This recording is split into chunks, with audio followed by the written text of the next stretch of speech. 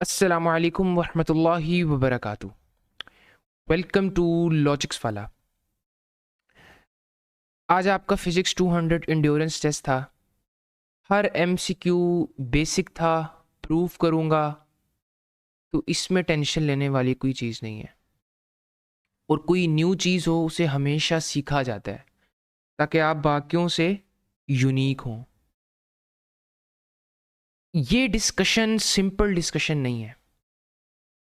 इस डिस्कशन में आपको हर एमसीक्यू में जो करेक्ट ऑप्शन है वो क्यों करेक्ट है, जो इनकरेक्ट है वो इनकरेक्ट है, ये सारी चीज़ें मैं रट्टा लगाने वाली स्टाइल में नहीं बताऊंगा। आपको ऐसे बताऊंगा कि ये कॉन्सेप्ट आप अपना खुद बना सकते हैं। आपको फिर वो कॉन्सेप्ट चेंज करके थोड़ा सा मिले तो आप समझ जाएंगे, पिक कर लेंगे कि अगला बंदा क्या पूछना चाह रहा है। इसके साथ आपको हर एमसीक्यू में मैं आपकी वीकनेस बताऊंगा कि यहां पे ये गलती की है बच्चे ने, ये नहीं करनी थी। तो जब आपको वीकनेस पता चलेगी और करना किस तरह था ये पता चलेगा, सॉल्व कैलकुलेशन इंटेलेक्चुअल सॉल्विंग किस तरह करनी थी, क्वेश्चन में पिक क्या करना था, क्वेश्चन में कीवर्ड क्या था, कॉन्सेप्ट्स को इंटरलिंक कैसे करना था और अपने माइंड को स्ट्रॉन्ग कैसे रखना था, ये सारी वीकनेस इसको हर एमसीक्यू में उसका बताऊंगा, हर एमसीक्यू में आपकी वीकनेस बताऊंगा। तो आपने वो चीजें खत्म करनी है। शुरू करते हैं। बिस्मिल्लाहिर्रहमानिर्रहीम। पहले आपने टेस्ट सॉल्व किया था, अब हम मिलके करेंगे। नाम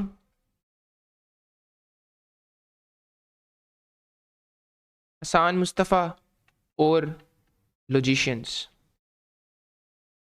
कॉन्टैक्ट नंबर अब सारों के तो नहीं लिख सकते। शुरू करते हैं। पहला क्वेश्चन है, an electric charge moving with a constant velocity. Option दिया है कि वो प्रोड्यूस इलेक्ट्रिक फील्ड करेगा या दोनों करेगा या रेडिएट्स एनर्जी करेगा। अच्छा देखें, ये मेरे पास एक इलेक्ट्रिक चार्ज है, ये कांस्टेंट, वो कह रहा है कांस्टेंट वेलोसिटी। अच्छा, वेलोसिटी जो है वो एक वेक्टर चीज़ है, वेक्टर है ना। वेलोसिटी के पास मैग्नीट्यूड भी होगा और इसके पास डायरेक्शन भी होगी। वेलोसिटी कांस्टेंट करने के लिए मतलब आपने मैग्नीट्यूड भी कांस्टेंट करना है, डायरेक्शन भी कांस्टेंट करनी है। इनमें से कोई भी चीज़ चेंज हो गई तो वेलोसिटी चेंज हो जाएगी, कांस्टेंट नहीं रहेगी फिर वो। मतलब ये दोनों चीज़ें सेम है। अब जब कांस्टेंट, अच्छा चार्ज जब रेस्ट पे पड़ा है तो वो उस वक्त इलेक्ट्रिक फील्ड तो बना रहा है। मैग्नेटिक फील्ड हमेशा मोशन से बनती है। अब वो मोशन अगर यूनिफॉर्म कांस्टेंट वेलोसिटी वाला है तो मतलब कि उससे बनने वाली मैग्नेटिक फील्ड भी कांस्टेंट होगी। और अगर ये इसकी वेलोसिटी नॉन जीरो होती, एक्सेलरेटिंग चार्ज होता, तो फिर हमारे पास क्या होता कि जो वेलोसिटी है वो कांस्टेंट ना होती और चार्ज जो है हमारे पास वो क्या होता, वो हमारे पास एक्सेलरेटिंग होता। और accelerating charge varying magnetic field बनाता और वेरिंग मैग्नेटिक फील्ड दोबारा वेरिंग इलेक्ट्रिक फील्ड बनाती और वेरिंग इलेक्ट्रिक फील्ड दोबारा वेरिंग मैग्नेटिक फील्ड। इन दोनों का जो कॉम्बिनेशन है ये आपके पास होती है, रेडिएशंस बनाती हैं, जिसको हम इलेक्ट्रोमैग्नेटिक स्पेक्ट्रम कहते हैं। अब ये तब है अगर चार्ज एक्सेलरेट करे। चार्ज यूनिफॉर्म वेलोसिटी के साथ एनर्जी रेडिएट कर सकता है? नहीं, ये एक्सेलरेटिंग चार्ज का काम था, इसलिए इसका correct produces both electric and magnetic field. Motion में इलेक्ट्रिक फील्ड तो अभी भी बना रहा है, क्या मतलब सिर्फ मैग्नेटिक फील्ड बनाएगा? प्रोड्यूस अभी भी कर रहा है, उसने प्रोड्यूस का लफ्ज लिया है, लेकिन मैग्नेटिक फील्ड अब मोशन में स्पेसिफिकली साथ दोबारा ऐड हो गई। मैग्नेटिक फील्ड बनेगी और कांस्टेंट बनेगी, ये भी याद रखिएगा। और हमारे पास क्या बनेगी? कांस्टेंट। तो एनर्जी रेडिएट नहीं होगी। अब at a position vector 4i plus 3j meters what would be the electric field at this position। इस पोजीशन पे एक टेस्ट चार्ज रखा है आपने, ये एक्स एक्सिस है, ये वाई एक्सिस है। 4 यूनिट्स आई की तरफ, ये कर लो सिलेक्ट, और 3 यूनिट्स वाई एक्सिस की तरफ, तो ये कुछ ये मिला के इधर बन जाता है। तो ये वेक्टर, यहां पर मेरे पास क्या पड़ा है? टेस्ट चार्ज, और ये मेरे पास पड़ा है सोर्स चार्ज। वो इस पॉइंट पर आप पे पूछा है इलेक्ट्रिक फील्ड की वैल्यू बताओ, उसने आपको पोजीशन वेक्टर दे दिया है। अच्छा, पोजीशन वेक्टर क्या दिया है उसने आपको? पोजीशन वेक्टर उसने आपको दिया है 4i plus 3j। what would be the electric field at this position vector by a point charge 5 microcoulombs placed on origin। ये जो origin पे पड़ा है इसकी वैल्यू क्या है? 5 माइक्रोकूलम। सिंपल फॉर्मूला लिखो इलेक्ट्रिक फील्ड का, अब मुझे ये बताओ, उसने आपको पोजीशन वेक्टर दिया है, तो अब आपने इलेक्ट्रिक फील्ड भी क्या वेक्टर के साथ यूज करनी थी, तो यहां पर उसकी डायरेक्शन भी आ जाएगी। ये इलेक्ट्रिक फील्ड का देखे ना, आप लोग चीजों को क्रैम नहीं करना। इलेक्ट्रिक फील्ड वेक्टर है, ये वाला पोर्शन जो है ये इलेक्ट्रिक फील्ड का मैग्नीट्यूड है और ये इलेक्ट्रिक फील्ड की डायरेक्शन है। ये चीज आपने समझनी थी। अच्छा अब मुझे ये बताएं, अगर मेरे पास आर यूनिट वेक्टर है तो उस वेक्टर का मैग्नीट्यूड भी होता है, वो सिंपल आर से आ गया, उसकी डायरेक्शन भी होती है, वो यूनिट वेक्टर से आ गया। यूनिट वेक्टर की वैल्यू निकालो, ये आ गया।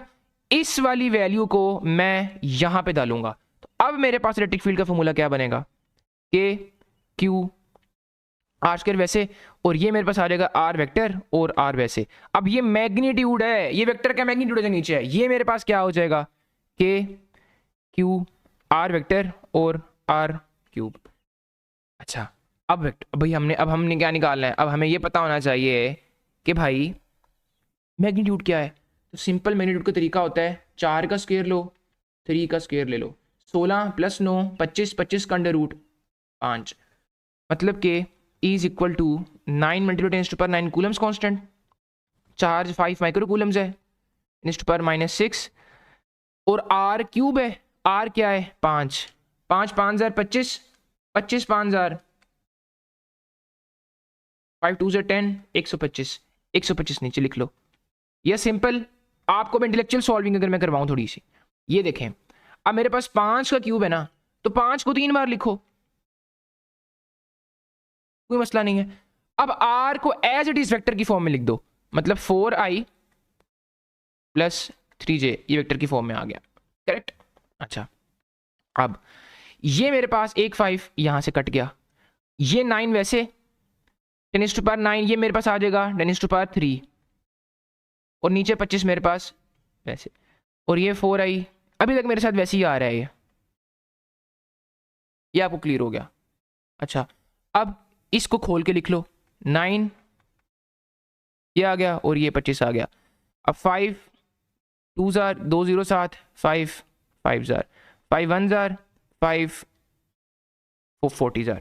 अब 9 को 9 40 कितना होता है, ये देखो 9 40 4i + 3j। अब ये चीज बच गई है मेरे पास इलेक्ट्रिक फील्ड का आंसर निकालने के लिए।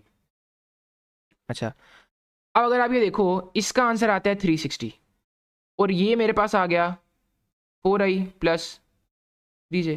सिंपल, 360 को 4 से मल्टीप्लाई करो और 360 को 3 से मल्टीप्लाई करो, 0 14 40। अब पहले मेरे पास i के साथ क्या आ गया 14 40, ये दोनों वैसे खत्म कर दो, आपको अपनी कैलकुलेशन पे भरोसा होना चाहिए, ठीक है। अच्छा अब 360 को 3 से मल्टीप्लाई कर दो, 0 8 9 ये 10, और ये पॉजिटिव है बीच में, तो मेरे पास जो करेक्ट आंसर है इसका चार्ली आ जाएगा। अच्छा जी, when a glass rod is rubbed with silk cloth. अच्छा अब ये कुछ डेटाबेस चीज़ थी, ये मैंने इसलिए इंक्लूड की कि आपको मैं एक आइडिया, एक चीज़ बताना चाहता हूँ कि आपने डेटाबेस चीज़ें भी करनी है और उनको कुछ ना कुछ पैटर्न बना के याद रखना है, ताकि ब्रेन आपका उसको इजीली एब्जॉर्ब करे, वो भी एक रट्टे वाली सूरत हाल ना ज़्यादा क्रिएट हो जाए आपके लिए। जब ग्लास को आप सिल्क से रब करते हो ना, तो वो कहता है कि इलेक्ट्रॉन्स आर डोनेटेड बाय, तो उसका आंसर है ग्लास रोड। ग्लास रोड अपने इलेक्ट्रॉन्स लूज करेगा और सिल्क को दे देगा, मतलब ग्लास पर पॉजिटिव साइन आ जाएगा, सिल्क पर नेगेटिव। और ये इसलिए क्योंकि सिल्क की इलेक्ट्रॉन को एक्सेप्ट करने की एबिलिटी ज़्यादा है, एफिनिटी ज़्यादा है, ये एफिनिटी का कॉन्सेप्ट लगता है यहाँ पे, ठीक है। अब कुछ मैं अगर आपको थोड़ी सी मजीद वैल्यूज लिखवा दूँ। अच्छा ये तो आपको पता लग गया कि अगर ग्लास को हमने रब किया सिल्क के साथ, तो हमारे पास ये पॉजिटिव हो गया ग्लास और ये मेरे पास नेगेटिव हो गया। एबोनाइट को, जब आप एबोनाइट को रब करोगे वूल के साथ, तो जो एबोनाइट है वो नेगेटिव हो जाएगा और जो वूल है वो पॉजिटिव हो जाएगा। इसी तरह जो एम्बर है, एम्बर को जब आप रब करोगे फर के साथ, एम्बर पॉजिटिव हो जाएगा, फर नेगेटिव हो जाएगा। प्लास्टिक भी सिल्क के साथ करें, प्लास्टिक को सिल्क के साथ करें, तो अब ये ग्लास वाले के ऑपोजिट केस है।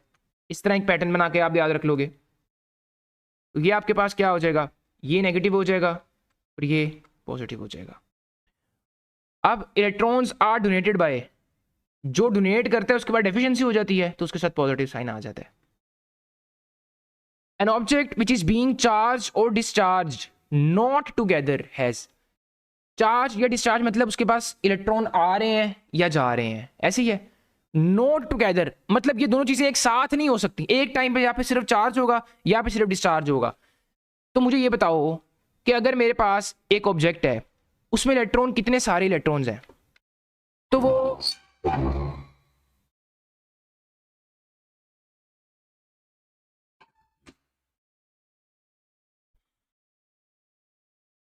तो उसमें काफी सारे इलेक्ट्रॉन्स हैं, हर इलेक्ट्रॉन का मैस है। अब उसमें इलेक्ट्रॉन को पकड़ के बाहर निकाल दूं तो क्या मैस यहाँ पे उतना ही रहेगा? अब कुछ ना कुछ चेंजिंग आई ना। तो जब ये प्रोसेस एट ए टाइम हो रहा हो ना तो मैस कांस्टेंट नहीं रहता। ये सिंपल सी चीज जो पूछ रहा था। आपने जो क्वेश्चन है उसको पिक्टोरिकली इमेजिन करना है, जो वो कह रहा है अपनी पिक्चर बनाए माइंड में, उसको हर स्टेटमेंट को पिक्चर की फॉर्म में लेके आए तो आपको वहां से 70% सोल्यूशन आपको अपने दिमाग में मिल जाएगा। अ मैस चेंज, ठीक है, कांस्टेंट मैस नहीं रह सकता, चाहे ह्यूज हो या स्लाइट हो, कुछ ना कुछ मैस में चेंज आ जाएगा। तो ये मेरे पास ऑप्शन नहीं हो सकता। तो एक वीकनेस यहां से ये पकड़ लें कि जो क्वेश्चन है ना, कितना छोटा क्वेश्चन है, कितनी छोटी स्टेटमेंट है, नोट टुगेदर कीवर्ड था यहां पे, क्योंकि हो सकता है कि चार्ज इतना हुआ उतना डिस्चार्ज हो गया हो, पॉसिबल है ना, तो मैस कांस्टेंट हो जाए नहीं, लेकिन उसने कहा नॉट टुगेदर, तो कीवर्ड था ये यहां पे। हर चीज को अहमियत देनी है। Coulomb's constant can be written in terms of speed of light. अब काफी बच्चे तो यहां पे देखे कंफ्यूज हो गए।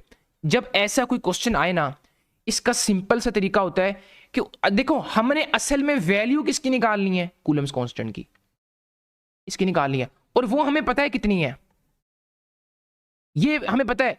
वो कह रहा है इन terms of speed of light कितनी है। यार इसका सिंपल सा तरीका होता है, हर ऑप्शन को बारी बारी सॉल्व करो, हर ऑप्शन को बारी बारी सॉल्व करो। अब इसका जो करेक्ट ऑप्शन है वो चार्ली है। तो अब ये आपको कैसे पता लगना था? ये आपको पता लगना था जब आप इसको सॉल्व करते, इसको सॉल्व करते, इसको सॉल्व करते। यार 2 मिनट से ज्यादा ही लगने थे आपके। अब सबसे पहले आपने कोशिश करनी थी कि जिस पावर का स्क्वायर है ना उसको सॉल्व करूं, ताकि सिंप्लिसिटी में आऊं, कॉम्प्लेक्सिटी से थोड़ा सा अवॉइड करूं। पहले आओ ये चार्ली ऑप्शन लिखता हूं मैं, क्योंकि ये करेक्ट ऑप्शन है, मैं आपको थोड़ा समझा दूं। स्पीड ऑफ लाइट का स्क्वायर मतलब 3 × 10⁸ का स्क्वायर निकालना हमने क्या है, कूलम्स कांस्टेंट। अब ये स्क्वायर 3 पर भी है ना, तो ये आ जाएगा 9, और 8 पर भी है, मतलब 8 के साथ ये होता है मल्टीप्लाई, पावर के साथ इसने मल्टीप्लाई होना है इस पावर ने। तो ये मेरे पास कितना आ जाएगा, 10⁻16। 9 को वैसे लिखो 10⁻16 - 7 कितना आ जाएगा, 10⁻, ऑब्वियसली 9। तो ये मेरे पास कूलम्स कांस्टेंट आ गया। ये इस तरह आपने ये वाला क्वेश्चन हल करना था। आपको आपकी वीकनेस पता लग गई, आपने किस तरह किया था और करना किस तरह था।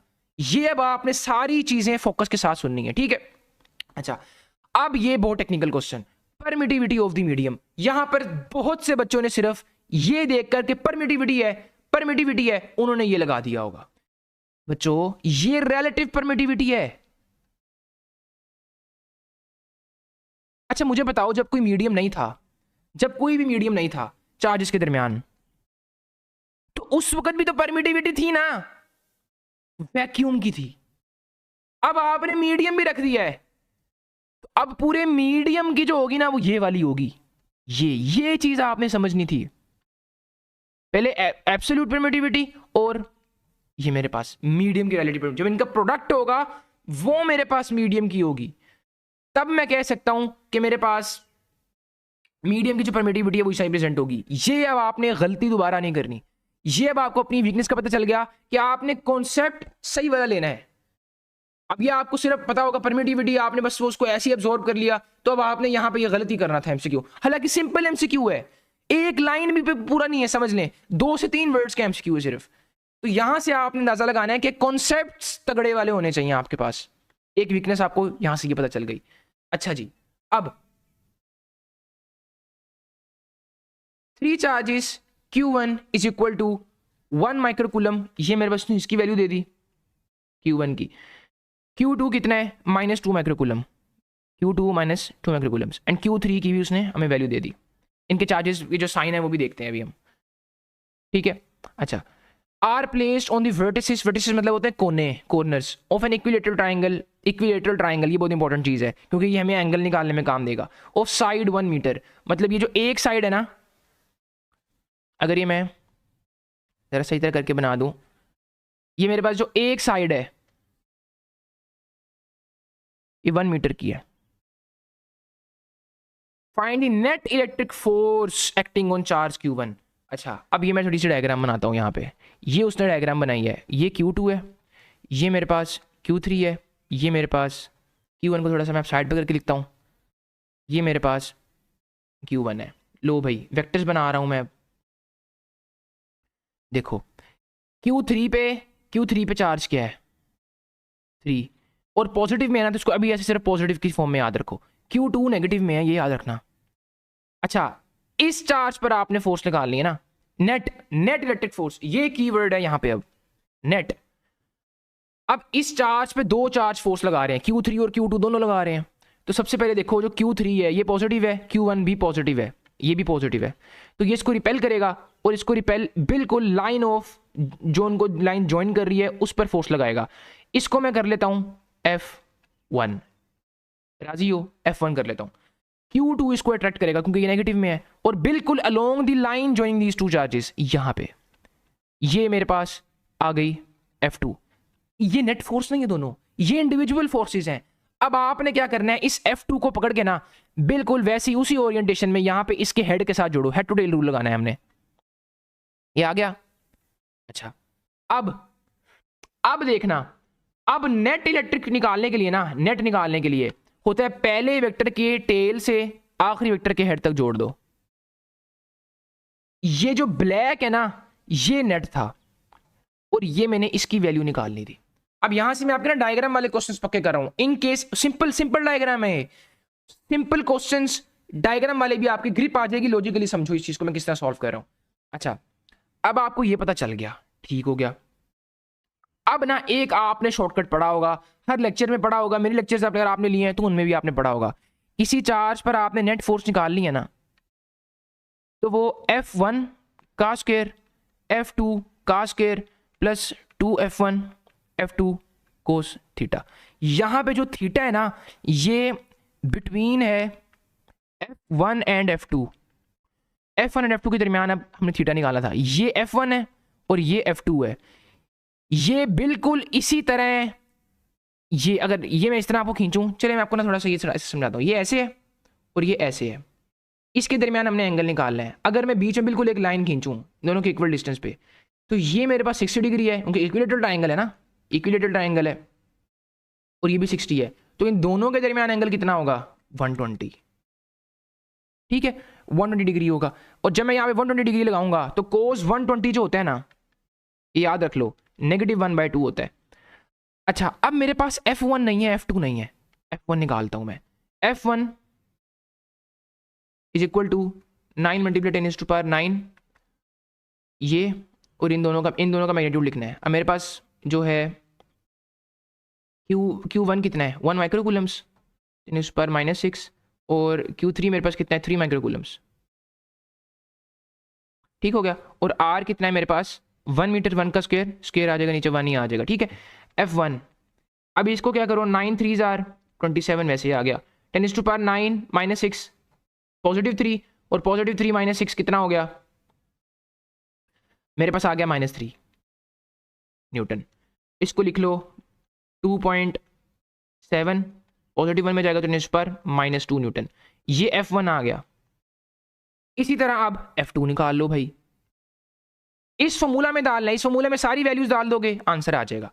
F2 मेरे पास क्या है, अब F2 मेरे पास है जो Q2 Q1 पे फोर्स लगा रहा है, तो सिंपल 9 × 10⁻⁹ Q1 मेरे पास जो है Q2 लिखो पहले -2 10⁻⁻⁶, और वो मेरे पास 10⁻⁻⁶ ऐसे आ गया। ठीक है।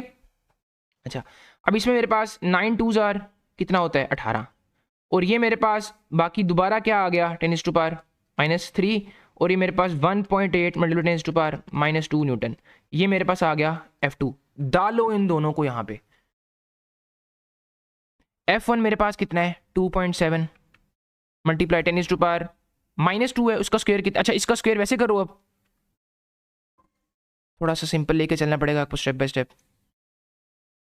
2.7 मल्टीप्लाई 10⁻⁻2 इसका स्क्वायर, और F2 1.8 मल्टीप्लाई 10⁻⁻2 इसका स्क्वायर, प्लस 2 F1 F2 को मैं दोबारा बाद में खोल के लिखता हूँ, जगह नहीं है अभी, कोस थीटा। अच्छा देखो, मुझे सिर्फ ये बताओ 2.7 का स्क्वायर इस तरह करता हूँ मैं, और इसको मैं कर लेता हूँ 10⁻⁻⁴। इसी तरह 1.8 का स्क्वायर वैसे कर लेता हूँ, और ये 10⁻⁻⁴, और ये 2 F1 F2 कोस थीटा। ये इतनी ज़्यादा कैलकुलेशन ना मैं आपके सामने आपके लिए कर रहा हूँ। ये आप मैक्सिमम आपको 3 से 4 मिनट लगेंगे अगर कॉन्सेप्ट पक्का है आपका, और आपको पता है वो क्या पूछ रहा है, वो क्या टारगेट कर रहा है। ये अब आपको पता नहीं लगा, मुझे बताएं, पता लग गया ना? यही इस तरह क्लियर होना चाहिए आपका कॉन्सेप्ट। अच्छा, अब 2.7, अब ये देखें 10⁻⁴, 10⁻⁴, और ये बीच में पॉजिटिव है, तो इसका सिंपल सा तरीका क्या है? इसका सिंपल सा तरीका ये है कि 2.7 स्क्वायर, मैं आपको थोड़ा सा एक स्टेप और कर दूं, प्लस 2F1 कितना है? 2.7, साथ 10⁻⁻² भी है, और 1.8 मल्टीप्लाई 10⁻⁻², और बाकी जो हमारे पास कोस 1/2 आया नेगेटिव में, आंसर ही नेगेटिव 1/2 आ गया मल्टीप्लाई करके, ठीक है। अच्छा देखो, इन 10⁻⁻² को जब मैं इसके साथ करूंगा तो 10⁻⁻⁴ आ जाएगा। मतलब मैं इस तरह अगर लिखूं 10⁻⁴ आ जाएगा ना, जो मल्टीप्लाई हो रही हो दो पावर्स वाले, तो उनकी पावर ऐड हो जाती हैं, ऐसी है, 10⁻⁴ आ गया, ठीक है। अच्छा, अब ये देखें 2 अब ये जब पॉजिटिव में हो, और ये आपने देखा ना 2x + 3x, हम x दोनों सेम है तो x को एक बार लिखो, 2 + 3 5 कर दो। इसी तरह यहाँ पे करना है आपने, 10⁻⁴, 10⁻⁴ सेम है, 10⁻⁴ एक जगह लिखो, इसका स्क्वायर प्लस इसका स्क्वायर, ये चीज थी। अब मुझे बताओ क्या मैं इन दो, अच्छा ये साथ में आ गया -1/2 ये वाला, ठीक है, और ये अंडर रूट ऊपर है, ये आपको अंडरस्टूड है। 10⁻⁴, 10⁻⁴ कॉमन ले सकता हूँ मैं, इन दोनों में ले सकता हूँ। जब मैं कॉमन लूंगा तो मैं इस 10⁻⁴ को इस तरह लिख सकता हूँ, तो ये कट के अंडर रूट से बाहर नहीं आ जाएगा। अब ये आपने इस तरह सोल्व करना था। अच्छा, 2.7 का जब आप इसको जब स्क्वायर के साथ इसको सोल्व करोगे ना, तो ये अप्रोक्सीमेटली समझ लो कि आएगा 7.29 आएगा, और 1.8 को इस तरह करोगे ना, क्योंकि इसको आपने कंपेयर करना है, अगर आप 3 का स्क्वायर तो 9 आना था, तो 2.7 है तो 9 से कम होगा, ठीक है, और साथ आप उसको मल्टीप्लाई कर सकते हो, 2.7 को 2.7 से मल्टीप्लाई कर सकते हो। अच्छा, अब 1.8 को अगर मैं 1.8 से मल्टीप्लाई करूँ तो ये 3.3 या फिर 3.2 समथिंग आएगा, 3.2 समथिंग आएगा, ठीक है। अच्छा, ये यहाँ पे सोल्व हो गया, और अब ये सोल्व करो। अब मतलब सबसे पहले आपने 2 को मल्टीप्लाई करना है 2.7 से, और उसको मल्टीप्लाई करना है 1.8 से। जब आपकी मैनुअली सोल्व करोगे 9.72 आंसर आ गया, और ये -1/2। अब ये 9.72 है, इसको 2 से डिवाइड करो, 2 से डिवाइड करोगे और नेगेटिव ये बीच में आ जाएगा, ये कितना आया 4.86, और ये इसको करो प्लस, इसको जब आप प्लस करोगे 7.29 को आपने प्लस करना है किसके साथ? 3.2 के साथ, तो ये 10.49 आ गया, अंडर रूट में है। इसको प्लस करना है आपने 4.86 के साथ, 15.35 है। अच्छा, 15.35 है। 16 का अगर 16 होता, देखो ना ये आंसर क्या आया है, ये आया 15.35। अगर 16 होता तो आंसर 4 होता, लेकिन अब 15 है, तो इसका आंसर समझ लो जो करीब करीब आता है, करीब करीब मेरे पास आता है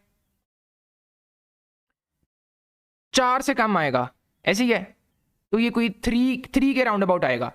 अच्छा, अब आपको ये पता लग गया, अप्रोक्सीमेशन लगानी है आपने, मैं अप्रोक्सीमेशन यूज करूँ, आपने भी अप्रोक्सीमेशन यूज करनी है। 10⁻² साथ है, और 3 के करीब करीब वैल्यू ढूंढ लो, कौन सी करीब है? 2.4 करीब नहीं है, चार्ली ऑप्शन आपके पास करेक्ट आ गया। ये आपको जब भी प्रैक्टिस होगी ना, कॉन्सेप्ट तगड़े होंगे, ये चीज़ें स्पीड में होंगी, आपको मैं सिर्फ समझाने के लिए थोड़ा सा इसको ब्रेक डाउन कर दिया। अच्छा, इसके बाद हमारे पास क्वेश्चन है, suppose the potential difference is represented bye, थोड़ा सा इरेज कर लूँ ताकि नीटनेस आ जाए।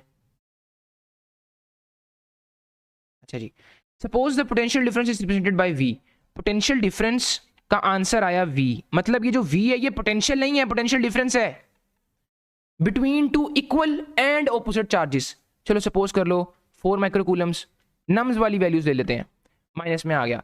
इसके बीच पे ना पोटेंशियल तो जीरो होगा लेकिन पोटेंशियल डिफरेंस नॉन जीरो होगा और इलेक्ट्रिक फील्ड भी नॉन जीरो होगी।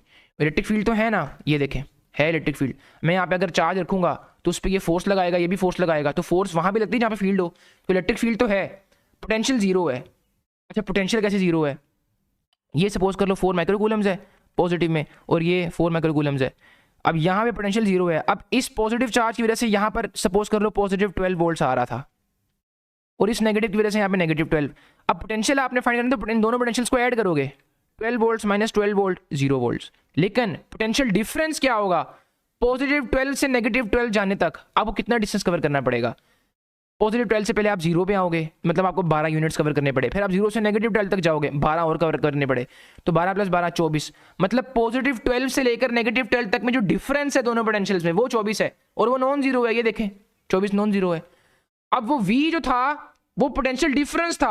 आप समझे कि सिंपल V लिखा है तो इलेक्ट्रिक पोटेंशियल की बात कर रहा है तो वो जीरो होगा। भाई उसने आपको पहले क्लियर किया suppose the potential difference is represented by V, तो वो नॉन जीरो है और मैंने आपको एक्सप्लेन कर दिया। फील्ड फ्री रीजन नहीं है, E अंदर एग्जिस्ट करती है, E नॉन जीरो है। तो मेरे पास मोस्ट एप्रोप्रिएट आंसर क्या हो गया? Non zero. अब positive charge moving towards decreasing potential. अब डिक्रीजिंग पोटेंशियल मतलब ये अगर मैं पॉजिटिव प्लेट कर लूं और ये मैं नेगेटिव प्लेट कर लूं, वो कहता है कि जो हमारे पास पॉजिटिव चार्ज है वो डिक्रीजिंग पोटेंशियल की तरफ जा रहा है, मतलब इधर को जा रहा है और वो अलोंग दी फील्ड जा रहा है। मतलब experiences dash work by electrostatic force. Electrostatic force के पास अच्छा डिस्प्लेसमेंट कहाँ पे? इधर, और फोर्स भी उसको उधर ही लग रही है, तो फोर्स तो पॉजिटिव होगी। तो मतलब ये नेगेटिव वाले सबसे पहले एलिमिनेट करो, मतलब ये दो बच के। And dash change in electrostatic potential energy. Energy along the field जाओगे ना हमेशा डिक्रीज होती है क्योंकि उस अपनी स्टेबिलिटी की तरफ जा रहा है, ठीक है। और देखो अब यहाँ पे अगर 12 जूल है इसके पास, तो जब यहाँ पे जाएगा सपोज करो 8 जूल बच गई, इसका चेंज लो, 8 - 12 -4, माइनस में आंसर आया। तो जो उसकी change in electrostatic potential energy है ना वो क्या होगी? नेगेटिव में होगी। तो positive negative would be the correct answer. अब यहाँ पे एक और चीज याद रखो, अगर पॉजिटिव चार्ज की बात करें अलोंग द फील्ड जा रहा है, अलोंग द फील्ड, ये मैं आपको थोड़े केसेस डिस्कस करवा रहा हूं, और अगर ऑपोजिट टू द फील्ड जा रहा है, कैलकुलेशन अब आपने करनी है, ये अब आपको मैंने सिखा दिया है। अलोंग द फील्ड अगर जा रहा है तो चेंज इन पोटेंशियल एनर्जी होगी नेगेटिव होगी और काइनेटिक एनर्जी का चेंज होगा वो पॉजिटिव होगा, क्योंकि काइनेटिक एनर्जी बढ़ जाएगी ना। वो 4 जूल्स कहाँ गया? वो काइनेटिक एनर्जी बढ़ा दी उसकी, बना दी उसने। अच्छा अब ऑपोजिट टू द फील्ड होगा तो डेल्टा काइनेटिक एनर्जी ये नेगेटिव होगा और change in potential energy positive होगा, ठीक है। A uniform electric field pointing in positive x direction. अच्छा वो कहता है ये मेरे पास एक यूनिफॉर्म इलेक्ट्रिक फील्ड है जो कि पॉजिटिव x डायरेक्शन की तरफ डायरेक्ट कर रही है। Let A be the origin, इसको ओरिजिन बना लो, ठीक है, ये ए पॉइंट आ गया। B be the point on the X axis, 1 centimetre दूर, इतना कर लो, एक पॉइंट है बी, ठीक है। C be the point on the positive Y axis, ये पॉजिटिव वाई एक्सिस बनाओ यहाँ पे, और उस पे 1 सेंटीमीटर पे पॉइंट है, उसको कर लो सी। देन और दोनों सेम डिस्टेंस पे हैं, ये भी 1 सेंटीमीटर, ये भी 1 centimetre. Then the potential at points A B and C satisfy. मुझे ये बताओ कि अगर इलेक्ट्रिक फील्ड इधर को जा रही है, मतलब ये लाइन इधर को जा रही है सारी, यूनिफॉर्म इलेक्ट्रिक फील्ड, क्वेश्चन में कीवर्ड देखा करो यूनिफॉर्म। तो अगर यूनिफॉर्म इलेक्ट्रिक फील्ड है ना, तो अगर उस यूनिफॉर्म इलेक्ट्रिक फील्ड में मैं कहीं भी परपेंडिकुलर चीज खींच लूँ, लाइन खींच लूँ, तो वो जो सारी सरफेस है ना वो इक्वी पोटेंशियल सरफेस है। मतलब यहां पे भी अगर 12 वोल्ट्स हैं तो ये भी 12 वोल्ट है, ये भी 12, ये भी 12। जैसे जैसे मैं आगे जाऊंगा फिर कम होगा, लेकिन वो रहेगा इसके लिए फिर भी सेम।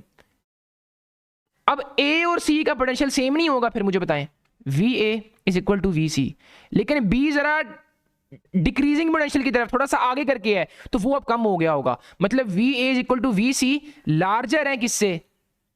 वी बी से। अब यहां पर देख लो V A is equal to V C यहां पे है, लेकिन पूरी ऑप्शंस रीड करो। उसने हमें बी वाला ऑप्शन भी दिया हुआ है। क्या ए का पोटेंशियल बी से बड़ा नहीं है ना? तो both B and C would be the correct answer. अब यहां पर क्या था? पिक्चर बनानी है माइंड में, पिक्चर। अब आपको यहां पे इक्वी पोटेंशियल का कॉन्सेप्ट आना चाहिए था, ठीक है ना? अच्छा, अगर सिर्फ एक चार्ज है तो उसका पोटेंशियल सरफेस ना ये बनेगा गोल गोल। अगर इस पे 12 वोल्ट है तो यहाँ पे भी 12 है, यहाँ पे भी 12 है, यहाँ पे भी 12 है, क्योंकि यहाँ पे सेम आर सेम है। लेकिन यहाँ पे आर बदल गया, लेकिन इस सब के लिए तो आर फिर सेम है, तो वो थोड़ा सा क्या हो जाएगा, कम हो गया होगा, 8 वोल्ट हो गया होगा। लेकिन यहाँ पे भी 8 volt 8 volt 8 volt. Equipotential का कॉन्सेप्ट आपको आना चाहिए। Net flux by 1 coulomb charge enclosed would be dash, bracket में लिखा considering no medium around the charges. Net flux निकालना है। गॉसेस लॉ क्या था? नेट फ्लक्स निकालने का तरीका था, नेट फ्लक्स निकालना है आपने। वो कहता है कि 1 बाय एप्सिलॉन नोट, और एप्सिलॉन आर भी डाल दोगे अगर मीडियम हुआ, लेकिन उसने क्या कहा है? Considering no medium around the charges.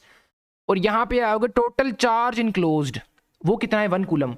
तो 1 बाय ई नोट ही नहीं रह जाएगा सिर्फ, Charlie option would be the correct answer.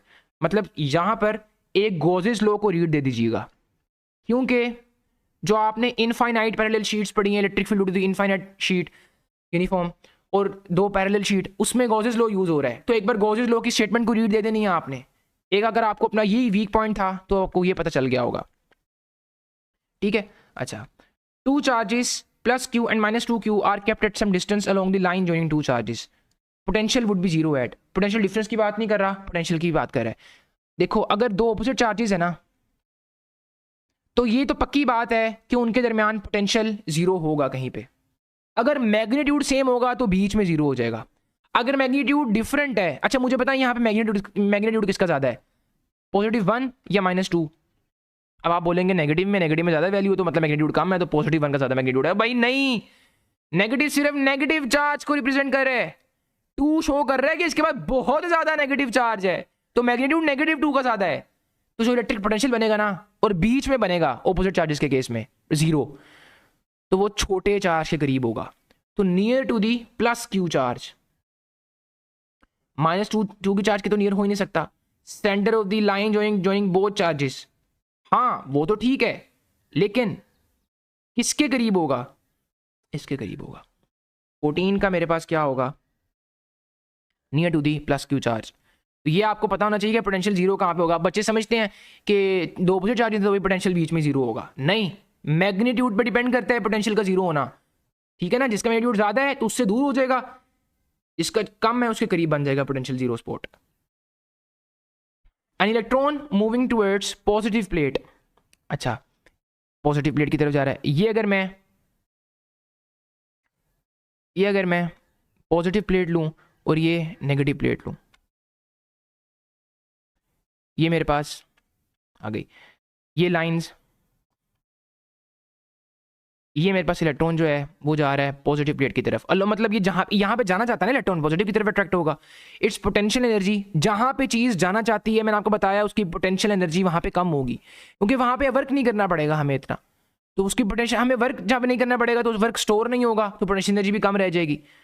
लेकिन वो सारा एनर्जी गई वो एनर्जी वो काइनेटिक एनर्जी बढ़ाने में चले जाएगी। तो पोटेंशियल एनर्जी उसकी, kinetic energy dash and dash, potential energy उसकी क्या होगी? कम होगी, और काइनेटिक एनर्जी उसकी क्या होगी? बढ़ेगी। तो decrease and increase would be the correct answer. अब ये डेल्टा नहीं होना था, रिमेन सेम नहीं, वो अच्छा वो आगे से आपको कंफ्यूज करने के लिए क्या कह रहा है? As the field is uniform between the parallel plates. भाई फील्ड यूनिफॉर्म है, ठीक है, लेकिन वो अपनी फील्ड के अलोंग जा रहा है, ठीक है, फोर्स सेम लग रही है, लेकिन यहां पर हमें वर्क करना कम करना पड़ेगा। देखो, अगर मैंने ये पॉजिटिव प्लेट है, ये इन्फिनिटी का रीजन है, मैंने टेस्ट चार्ज को 2 पॉइंट्स पर लेकर आना है, ए पॉइंट ये, बी पॉइंट ये।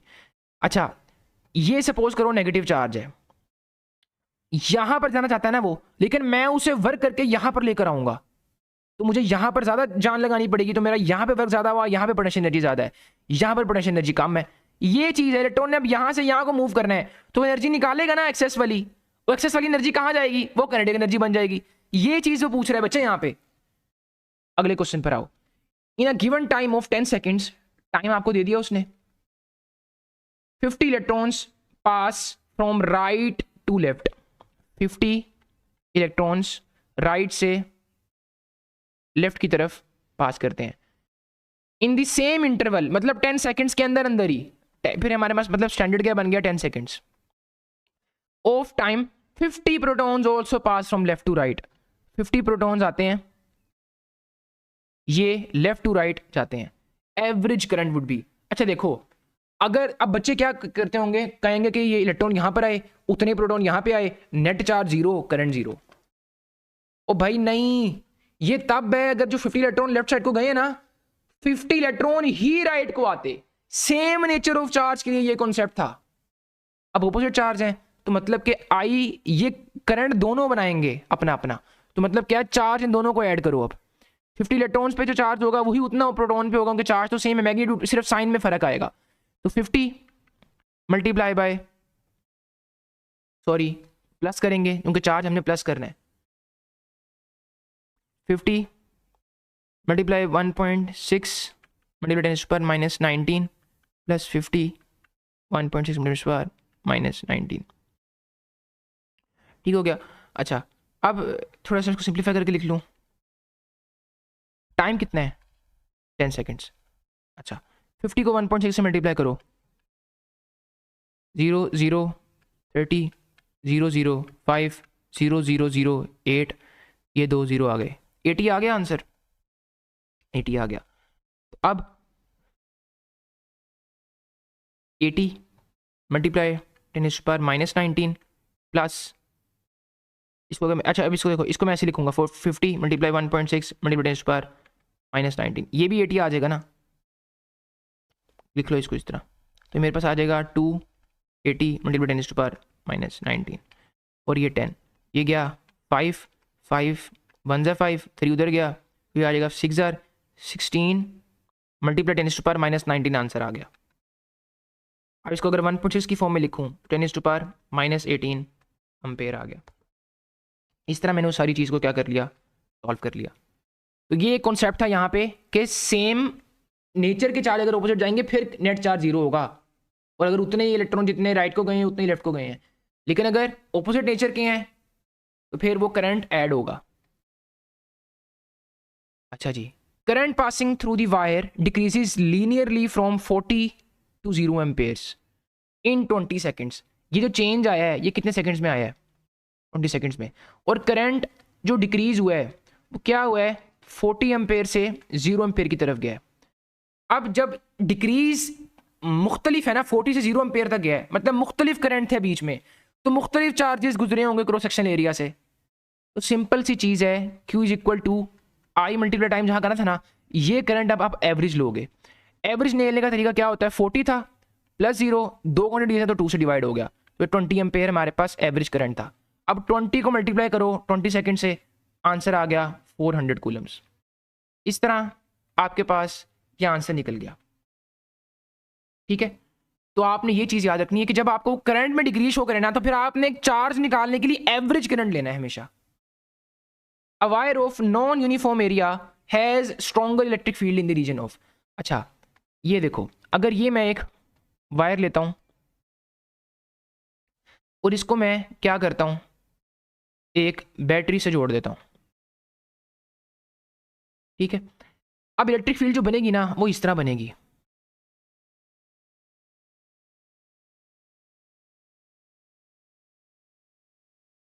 इस तरह। आपको पता है कि जो हमारे पास, मैं आपको ये आपने पढ़ा हुआ है कि जहां पर एरिया कम होगा ना, यहां पर एरिया कम है तो वहां पर ड्रिफ्ट वेलोसिटी क्या होगी, ज़्यादा होगी, और यहां पर एरिया ज़्यादा है, यहां पर ड्रिफ्ट वेलोसिटी क्या होगी, कम होगी। लेकिन करंट दोनों में सेम है, ये आपको पता है। ड्रिफ्ट वेलोसिटी ज़्यादा कब होगी, जब आपको फोर्स ज़्यादा लगेगी ना। तो फोर्स ज़्यादा कब लगेगी, जब वहाँ पे इलेक्ट्रिक फील्ड स्ट्रॉन्ग हो। और इलेक्ट्रिक फील्ड स्ट्रॉन्ग होने का इंडिकेशन ये है कि लाइन जितनी क्लोज होती है ना उतनी इलेक्ट्रिक फील्ड ज़्यादा होती है, और लाइंस जितनी दूर होंगी उतनी इलेक्ट्रिक फील्ड वीक होगी। Electric field weak, force weak, velocity कम। ये यहाँ पे कॉन्सेप्ट था, ठीक है। अब ये उसने आपको कंफ्यूज किया, same in both because battery is not change. भाई सेम बैटरी के अंदर, लेकिन आपने एरिया की डिस्ट्रीब्यूशन कर दी है, ठीक है ना, तो पोटेंशियल ड्रॉप भी मुख्तलिफ आएगा। यहाँ पे मेरे पास स्ट्रॉन्ग इलेक्ट्रिक फील्ड कहाँ पे एग्जिस्ट करती है, स्मॉलर एरिया में, और वहाँ पे मेरे पास ड्रिफ्ट वेलोसिटी भी क्या होगी, ज़्यादा। लेकिन करंट दोनों में सेम है, इन दोनों में करंट सेम है, अभी मैंने लेक्चर में बताया हुआ है, तो अब इसको हम यहाँ पे मजीद डिटेल में डिस्कस नहीं करेंगे। 2 plates of parallel plate capacitor are separated by 2 millimetre, ये उन दोनों के दरमियान डिस्टेंस है, and area of each plate is 4 metre square. Placing this, इस सब प्लेट्स को पकड़ के आप वैक्यूम में रखते हो, मतलब मैंने यहाँ पे सिर्फ ई नोट यूज़ करना है। वो अप्लाइड है पोटेंशियल डिफरेंस की वैल्यू दे दी, पिक्चर बनाई जो साथ माइंड में, ये काम साथ साथ करना है। ये बहुत बड़ी गलती है, ये अब आप गलती करते हो तो सिर्फ स्टेटमेंट रीड कर रहे होते हो आपने जब जैसे जैसे स्टेटमेंट रीड कर रहे हो ना साथ साथ आपने पिक्चर बनानी है अपने माइंड में। अब capacitance would come out to be according to the conditions in picofarads. Capacitance ये आपको दिख गया, डी ए एप्सिलॉन नोट, सबसे पहले क्लिक हो जाना चाहिए कि ये वाला फॉर्मूला लगेगा। एरिया कितना है 4 मीटर स्क्वायर, 8.85 मल्टीप्लाई 10⁻⁻12, और डिस्टेंस दरमियान में क्या है 2 मिलीमीटर 10⁻⁻3। कैपेसिटेंस निकालनी है 4/2, वैसी 8.85 भी साथ वैसे लिखो, इन पावर्स को सोल्व करो तो 10⁻⁻, अच्छा अब ऐसा करो, अच्छा इसको माइनस कर लो, -9 कर लो, कर लिया। अब 2 1 ज़ा 2, 2 2 ज़ा 4, 2 मल्टीप्लाई 8.85, ये 17 समथिंग आएगा, ठीक है, मल्टीप्लाई 10⁻⁻9। अब ये मेरे पास आंसर आ चुका है। अच्छा ये जो ये वाला ऑप्शन है ना, ये आपके फॉर्म में सही लिखा हुआ है, यहाँ पर एरर आ गया है, 1770 मल्टीप्लाई 10⁻⁻12 लिखा होगा आपके वहाँ पे, ठीक है। अच्छा अब ये मैंने 10⁻⁻12 बनाना है, तो मतलब मैं 2 और लेके जाऊँगा, इधर 0 0 समथिंग आ गया, ठीक है, 10⁻12 हो जाएगा, तो ये पीको में आंसर आ गया और ये भी मेरे पास आ गया, तो करीब करीब आ गया ना, अप्रोक्सीमेशन लगा के डेल्टा ऑप्शन मेरे पास करेक्ट होगा। पिक्चर बनानी है, हर जो भी हम क्वेश्चन करेंगे साथ में हमने माइंड में पिक्चर बनानी है। A current carrying wire is compressed until its radius becomes 2r. Compressing the wire will also change the length of the wire. Thus new resistivity पूछ रहा है वो आपसे, क्या ये डायमेंशंस पे डिपेंड करती है? नहीं करती। वायर आप ये वाली ले लो, ये अंदर से जो क्यूब है ना, क्यूब सिर्फ उसकी रेजिस्टेंस है ये। अब चाहे आप बड़ी वाली वायर ले लो, रेजिस्टेंस उस क्यूब की ही लेनी है अंदर से, तभी रेजिस्टिविटी डिपेंड नहीं करती। समझ आई? मतलब कि अब रेजिस्टिविटी सेम रहनी थी, तो compressing will have no effect on it, ये पॉइंट था। चलो अगर रेजिस्टेंस पूछा होता फिर फॉर्मूला लिखो, resistance is equal to rho L over pi R square. Compress करते करते आपने रेडियस डबल कर दिया, तो रेडियस का जब आप 2 डालोगे अंदर तो पावर होके 4 हो जाएगा, तो मतलब 4 पाई आर स्क्वायर। अब रो एल वैसे लिखो, 4 पाई आर स्क्वायर की जगह एरिया लिख लो। जब एरिया 4 गुना हो जाए कंप्रेस करते करते, तो लेंथ 4 गुना कम होगी, 4 लगा दो यहाँ पे। जब 4 नीचे आएगा तो ये 16 आ जाएगा, तो जो न्यू रेजिस्टेंस होगी वो डिक्रीज 16 टाइम्स, उसके लिए फिर ये वाला आंसर होता। लेकिन ये रेजिस्टिविटी का पूछा था। तो एक चीज़ यहाँ पे कि जब हम स्टेटमेंट के एंड पे पहुंच जाते हैं ना, तो हम क्वेश्चन करते करते प्रैक्टिस करते करते ना हमें आइडिया हो जाता है जिसने रेजिस्टेंस का ही पूछना है, तो हम ना फोकस अपना थोड़ा सा कम कर देते हैं। तो ये आपकी एक मैंने वीकनेस पकड़ी यहाँ से कि आपने ये वाला फोकस भी नहीं जाने देना, इतने मेंटली स्ट्रांग बनना है आपने इंशाल्लाह। Sadia observes 6 electron revolving with a frequency. Electric current निकालना है आपने इन टर्म्स ऑफ फ्रीक्वेंसी। अच्छा, 1 सेकंड में जितना चार्ज मूव करे वो क्या होता है? करंट। तो उस 1 सेकंड 1/t को फ्रीक्वेंसी की फॉर्म में लिख लो। चार्ज कितना है? 6 electron, n q is equal to n e. n की जगह 6 डालो, इसकी जगह 1.6 मल्टीप्लाई 10⁻⁻19। और फ्रीक्वेंसी कितनी दी है उसने? 2 मल्टीप्लाई 10⁻2 हर्ट्ज। अब ये 6 को पहले 2 से मल्टीप्लाई करो, 12 मल्टीप्लाई 1.6 10⁻⁻17। -17 में 2 आंसर हैं, ठीक है। तो ये तो सबसे पहले इरेडिकेट कर दो। अच्छा, अब लेकिन हौसला रखो ज़रा, नहीं करना। यहाँ पे मैंने एक ऑप्शन देखा बोथ बी एंड सी, तो मैं चाहूँगा पूरा सॉल्व करूँ पहले। 12.0 1.6 0 ये आ गया, 12 7 0 2 1 0 2 9 1 19.20 मल्टीप्लाई 10⁻⁻17। ये तो बन रहा है, लेकिन बी बन रहा है, बी भी बन रहा है। 1.9 करूँ 10⁻16 बच जाएगा। That's why both B and C यहाँ पे करेक्ट ऑप्शन था हमारे पास। तो ये मैंने जैसे ही बोथ बी एंड सी देखा, ये मैं आपके सामने अटेम्प्ट कर रहा हूँ, मेरे पास कोई सोल्यूशन नहीं है इस टेस्ट का। टेस्ट बनाया मैंने है आपकी वीकनेसेस को सोच सोच के। ये अब एक वीकनेस थी आपकी, आपने टेस्ट को फोकस के साथ मॉडरेट स्पीड के साथ करना है, ना ज्यादा स्लो ना ज्यादा तेज, लेकिन फोकस भी मेंटेन करना है स्पीड के साथ। बोथ बी एंड सी तो मतलब पूरा सॉल्व करो तसल्ली से फिर पहले। अच्छा, टू डिफरेंट सिलेंडर्स हैं, एक सिलेंडर ये है, एक सिलेंडर ये है, having same nature of gas, keyword आ गया, एंड मोल्स भी सेम है, are made to change their temperature by 1 kelvin. आप उनका ना टेम्परेचर चेंज करते हो 1 केल्विन से, 1 केल्विन का चेंज लाते हो, मतलब 20 केल्विन से 21 केल्विन तक चला गया, तो चेंज कितना आया 1 केल्विन का। First cylinder is supplied heat at constant pressure, इसको आप जो हीट दे रहे हो ना वो दे रहे हो कांस्टेंट प्रेशर पे, मतलब ये जो है ये मूवेबल है, और ये वाले को जो आप हीट दे रहे हो ना वो है ये मूव नहीं कर सकता, इसका जो वर्क डन होगा वो क्या होगा, 0 होगा। Change in the internal energy would be maximum 4। देखो अब ये मेरे पास, इसके लिए अगर मैं इक्वेशन लिखूं ये और ये इसके लिए लिखूं, ये 0 हो जाएगा, तो इसमें सारी की सारी हीट क्या बनाएगी, डेल्टा यू। लेकिन याद रखो जब हम हीट दे रहे हैं ना यहाँ पे कांस्टेंट प्रेशर में, तो वो उसी लम्हे में एक साथ काम होंगे दोनों, उसी लम्हे में वो क्या करेगी, इंटरनल एनर्जी भी बढ़ाएगी और वर्क भी करेगी, लेकिन वो बढ़ाएगी डेल्टा यू उतना ही जितना ये हुआ है। क्यों? क्योंकि उसने क्वेश्चन में मेंशन किया है change their temperature by 1 kelvin. और याद रखो एक चीज बड़ी इंपॉर्टेंट बताने लगा हूं, बहुत बहुत इंपॉर्टेंट बताने लगा हूं, अगर यहां पे सेम नेचर ऑफ गैस और मोल्स ना होता ना, डिफरेंट होता, तो ये हमारे पास कीवर्ड नहीं था। अब हो सकता था कि 1 केल्विन दोनों में चेंज आए, लेकिन इंटरनल एनर्जी का डिफरेंस दोनों में सेम ना हो, क्योंकि हमारे पास नेचर ऑफ गैस सेम नहीं है। अब गैस दोनों में सेम करो, दोनों में सेम करो, उतने ही मोल्स लो, तो अब जितना टेम्परेचर का डिफरेंस लाओगे वो उतना ही डेल्टा यू लेकर आएगा। आइडियल गैस है हमारे पास ये, जब कोई गैस मेंशन ना हो आइडियल गैस लेनी है आपने, तो तभी अब मेरे पास डेल्टा यू तो उतना आएगा, लेकिन अब हीट हमें और देनी पड़ेगी वर्डन करने के लिए, समझे।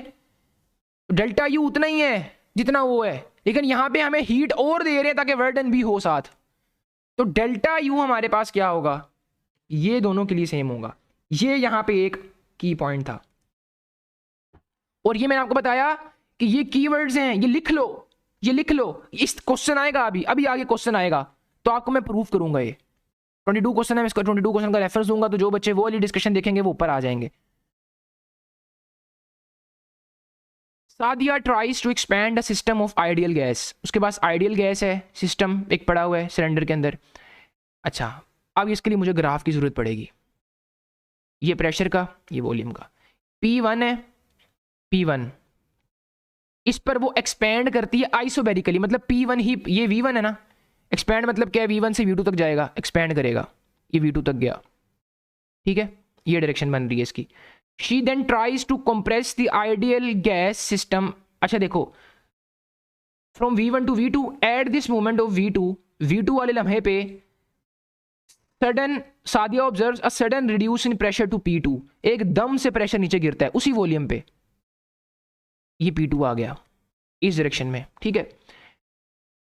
She then tries to compress the ideal gas system isobarically to again the initial volume of V1। अब वो फिर isobarically उसको compress करेगी तो V1 तक दोबारा आए, ये V1 तक आ गया दोबारा इस डायरेक्शन में। At the moment of V1 pressure increases again to the initial value of P1, pressure फिर बढ़ा, P1 तक गया। Work done in the whole processes। अब यहां पर आप लोगों ने क्या किया होगा, यहां पर दो चीजें आपने देखनी थी। वर्क डन ना पाथ फंक्शन है, अगर वर्क डन स्टेट फंक्शन होता ना तो इस क्लोज्ड पाथ में वर्क डन 0 होता, लेकिन ये पाथ फंक्शन है तो वर्क डन 0 नहीं होगा, सेम हीट भी 0 नहीं होगी, डेल्टा यू 0 होगी। अच्छा, अब work done in the whole processes, अब आपने यहां पे इस ऑप्शन में आप कंफ्यूज हुए होगे, 0 at as it has finally reach to the same initial pressure. भाई सेम प्रेशर पर आ जाए, लेकिन वो है पाथ फंक्शन, वो मेथड पे डिपेंड करती है। क्या पता हमने यहाँ पे कुछ और मेथड यूज किया हो वर्डन करने का, इस पे कुछ और किया हो, इस पे कुछ और किया हो। तो डिपेंड करता है प्रोसेस कौन सा यूज हुआ है। जिसमें आपको ज्यादा वर्क करना पड़ा होगा, उतने ही सेम चेंज लाने के लिए किसी में ज्यादा वर्क करना पड़ा होगा आपको। अब मतलब कि नॉन जीरो है, मतलब ये इन दो ऑप्शंस में से कोई करेक्ट है। क्या वर्डन पॉजिटिव आएगा कि नेगेटिव? तो ये कन्वेंशन याद रखो, क्लॉकवाइज है ना, तो क्लॉकवाइज जब आप सारी वैल्यूज डालोगे ना तो आंसर आपके पास वर्डन पॉजिटिव में आएगा। ठीक है, क्लॉकवाइज के लिए पॉजिटिव और एंटी क्लॉकवाइज के लिए नेगेटिव। अब ये आपको यहां से इसका पैटर्न भी पता चल गया कि क्लॉकवाइज था, तो नॉन जीरो एंड पॉजिटिव यहां पे आपका करेक्ट आंसर था। अच्छा जी, अब bus is moving at a velocity of 20 metre पर सेकेंड। एक बस है, वो 20 मीटर पर सेकेंड की वेलोसिटी से जा रही है। थोड़ा सा मैं इसको डायग्राम को थोड़ा सा पीछे बना लूं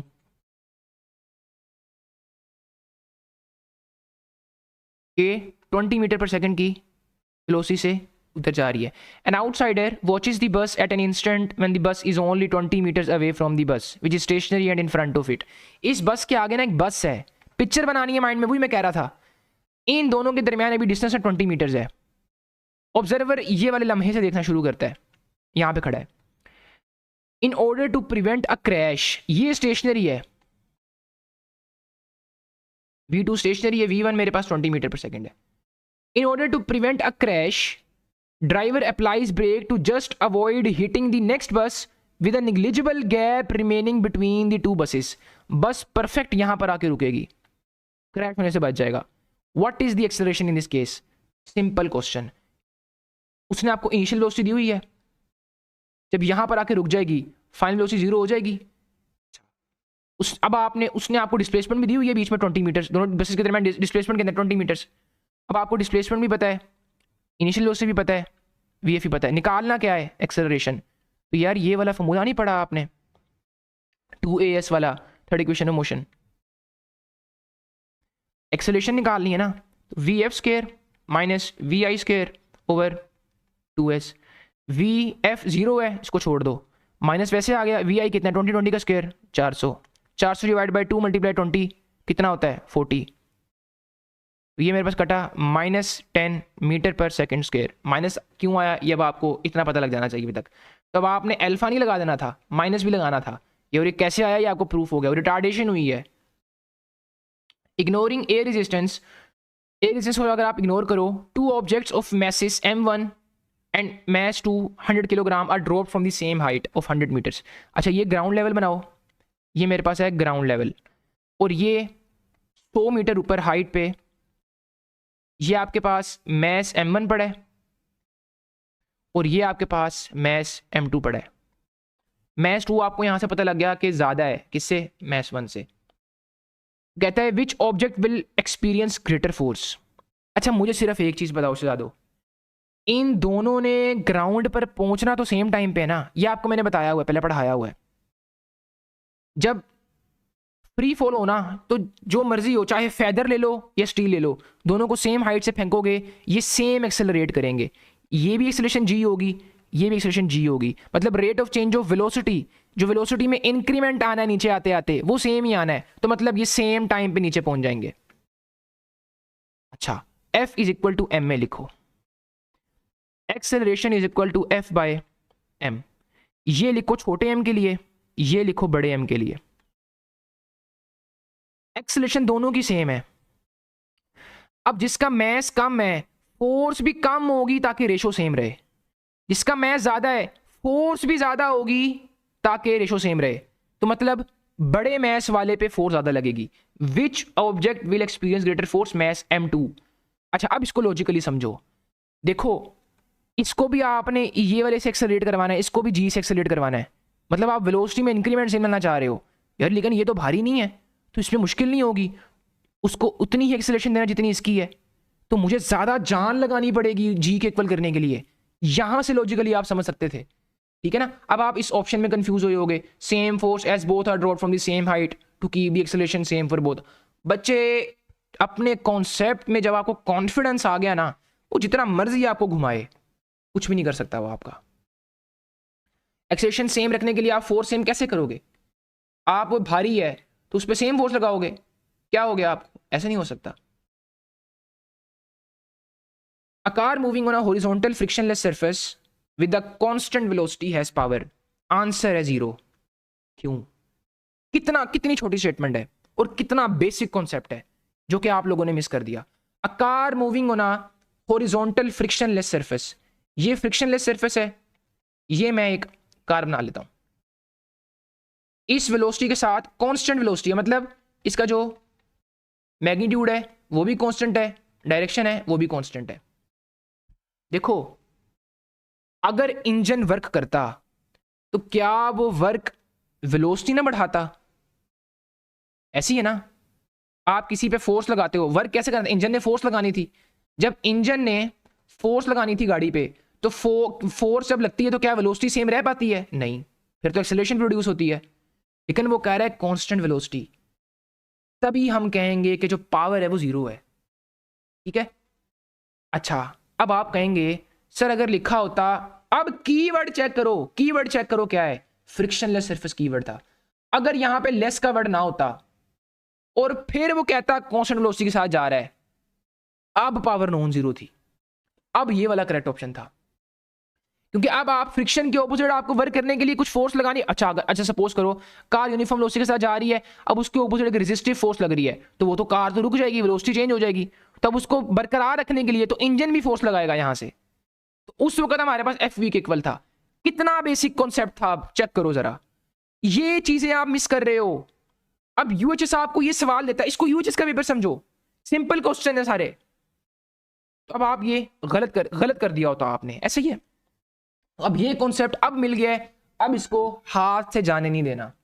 अ truck is moving with a constant velocity due to the force exerted by its engine. ठीक है, अब देखो वो कह रहा है अब इंजन फोर्स एक्सर्ट कर रहा है, मतलब अब कोई फ्रिक्शनल फोर्स भी होगी। ठीक है ना, ये चीजें समझने वाली हैं। लेकिन मूव फिर भी कांस्टेंट वेलोसिटी के साथ कर रहा है, मतलब आगे से फ्रिक्शनल फोर्स है ना, तभी उसको एक्सेलरेट नहीं होने दे रही वो, और उतने ही मैग्नीट्यूड की फोर्स है, तभी नेट एक्सेलरेशन 0 आएगी।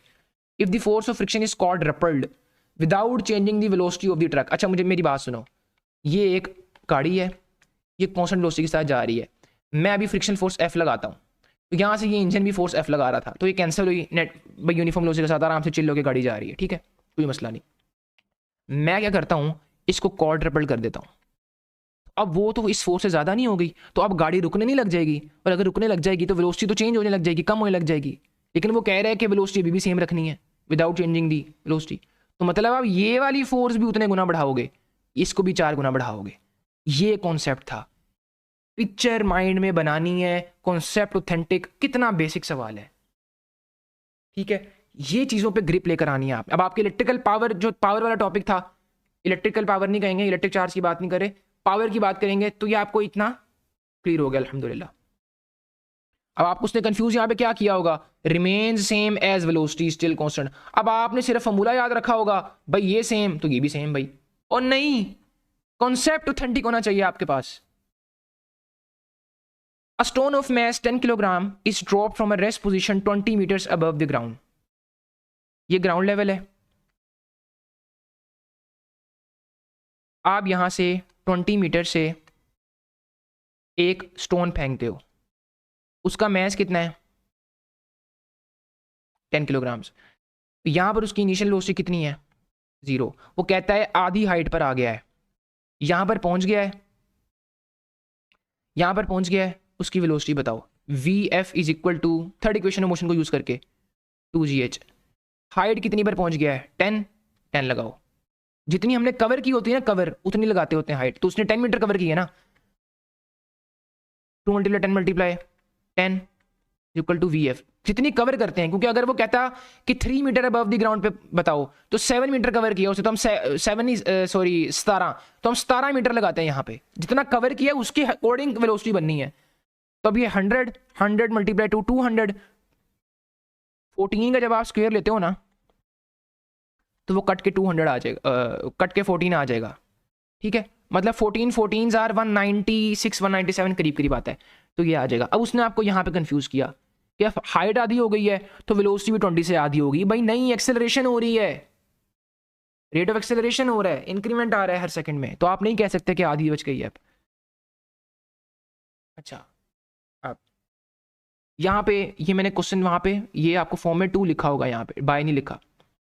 अच्छा, light of frequency 2f0 is causing photo electrons, picture बनानी शायद माइंड में। लाइट ऑफ फ्रीक्वेंसी 2f0 मतलब थ्रेशोल्ड फ्रीक्वेंसी की डबल वाली फ्रीक्वेंसी दे रहे हो आप, तो इलेक्ट्रॉन तो निकलेगा। Causing photo electrons to be emitted with the velocity, maximum velocity of v0। ठीक है, अच्छा इसकी इक्वेशन बनाओ। देखो HF is equal to HF0 plus half mv square. वो कहता है कि ये वाला जो f है ना, ये हमने डबल दिया है थ्रेशोल्ड के, तो लिख लो ऐसे हाफ, और मैक्सिमम वेलोसिटी कितनी निकली, v0 स्क्वायर। अच्छा जी, अब इसको ऐसा करो, half mv0 square is equal to ये 2hf0 हो जाएगा ना, 2hf0 माइनस hf0 कितना आ गया, hf0। ये क्वेश्चन 1 बना लो अभी। अच्छा, ये कंडीशन हमने थोड़ा सा अरेंज कर लिया। अच्छा, अब वो क्या कहता है, we require a maximum velocity to be increase to 2 times. ये जो मैक्सिमम वेलोसिटी ना, इसको 2 टाइम्स इंक्रीज करो। अच्छा, अब इसकी इक्वेशन ज़्यादा बनाओ। अच्छा, 2 times what would be the change in incident frequency. वो आपसे न्यू वाली फ्रीक्वेंसी नहीं पूछ रहा, वो आपसे चेंज इन फ्रीक्वेंसी पूछ रहा है, जो पहली वाली फ्रीक्वेंसी थी और जो न्यू में आने के लिए चेंज कितना आया है। चलो पहले हम न्यू निकालते हैं। इनिशियल तो मुझे पता है ना, इनिशियल तो ये है। अगर मैं न्यू निकाल लूँ तो मैं चेंज नहीं निकालूंगा, डिफरेंस ले लूंगा इन दोनों का। तो मैंने मतलब मुझे पहले क्या चाहिए, न्यू वाली, और न्यू वाली को मैं इस तरह प्रेजेंट कर देता हूँ।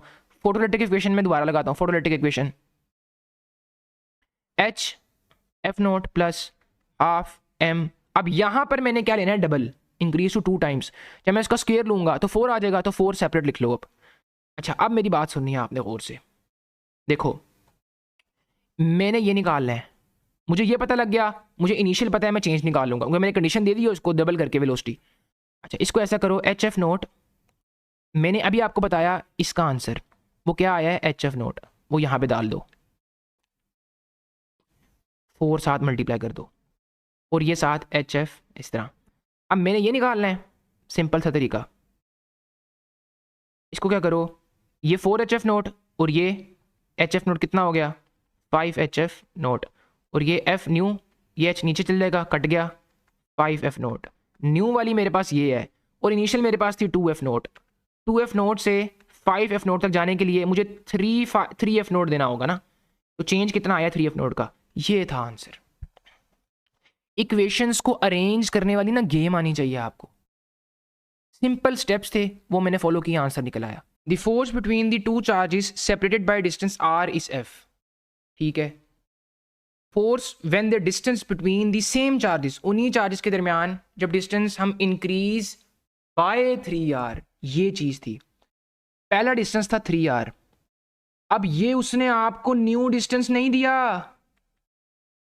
ये उसने आपको बोला है कि इंक्रीज्ड बाय 3r, मतलब 3r अभी r के अंदर ऐड करो, वो जो आंसर आएगा वो न्यू डिस्टेंस है।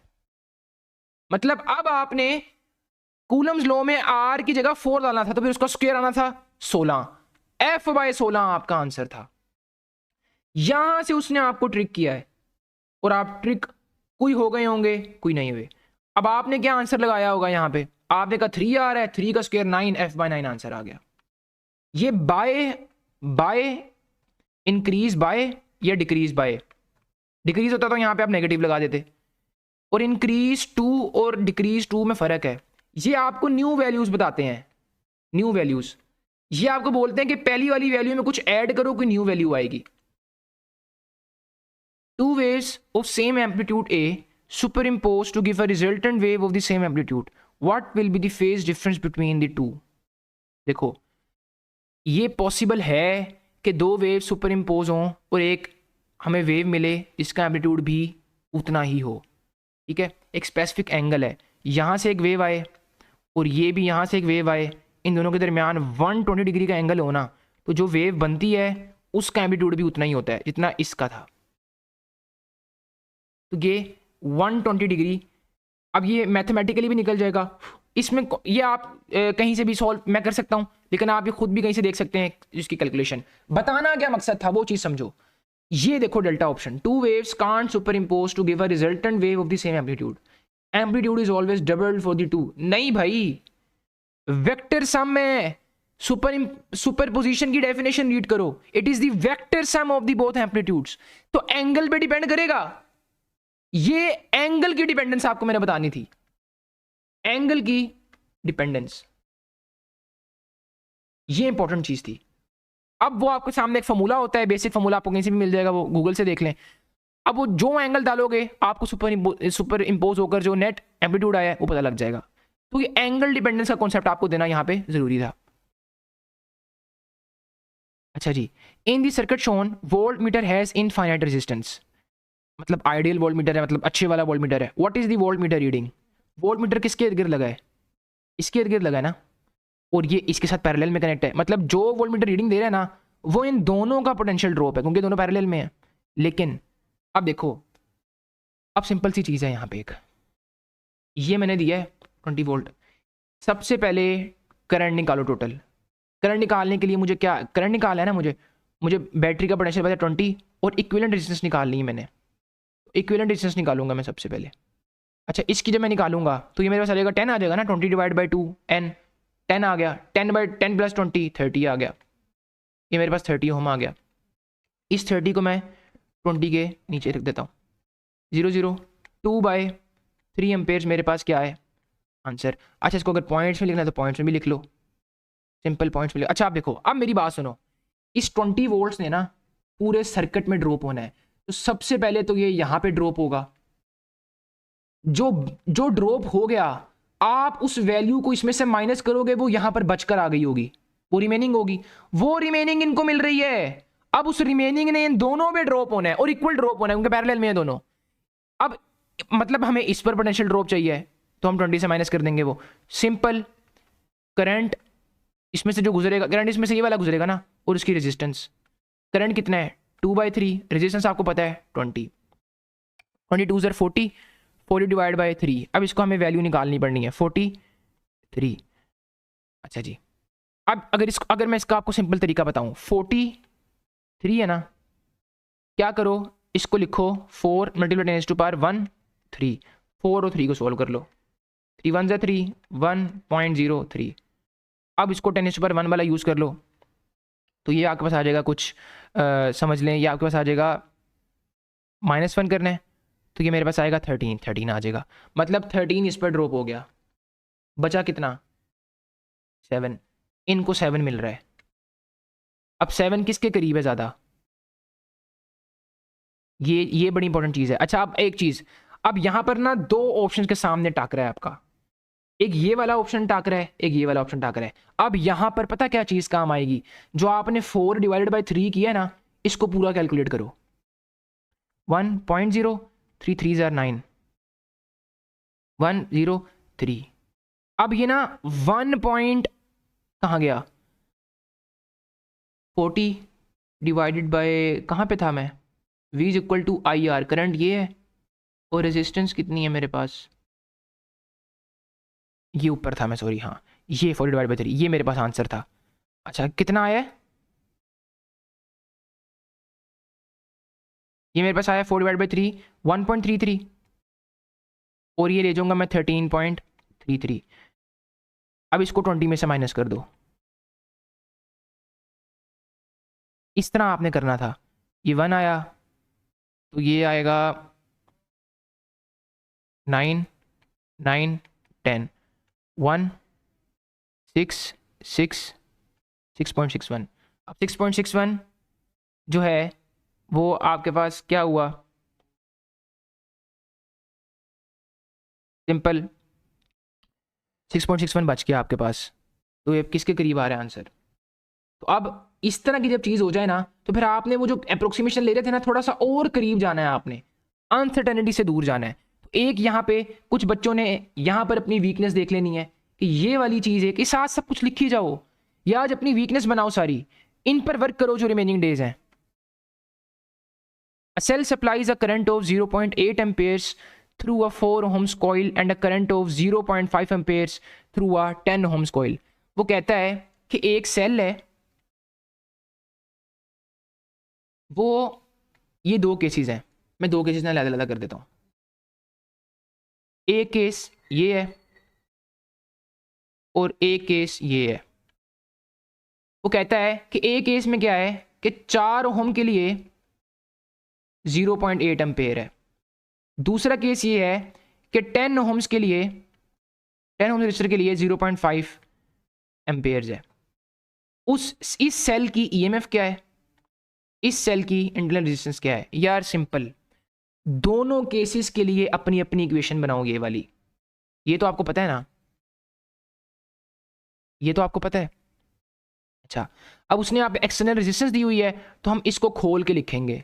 मतलब ये हमारे पास जनरल इक्वेशन होगी. अब इसको मैं सिंप्लीफाई करके R प्लस आर. अब ये केस 1 के लिए बनाओ. पहले केस 1 के लिए मेरे पास करंट कितना है 0.8 और मेरे पास एक्सटर्नल रेजिस्टेंस कितनी है 4 ओम्स. इंटरनल रेजिस्टेंस वैसे ही आ गई. ये केस 1 के लिए आ गया मेरे पास. केस 2 के लिए E is equal to current कितना है 0.5, एक्सटर्नल रेजिस्टेंस 10 प्लस R वैसे आ गया. अब दोनों में सेल, दोनों केसेस तो चलो डिफरेंट हैं लेकिन सेल तो सेम ही लगा है ना. तो अगर इन दोनों का सेल सेम है, इनकी लेफ्ट हैंड साइड सेम है, तो उनकी राइट हैंड साइड भी सेम होगी.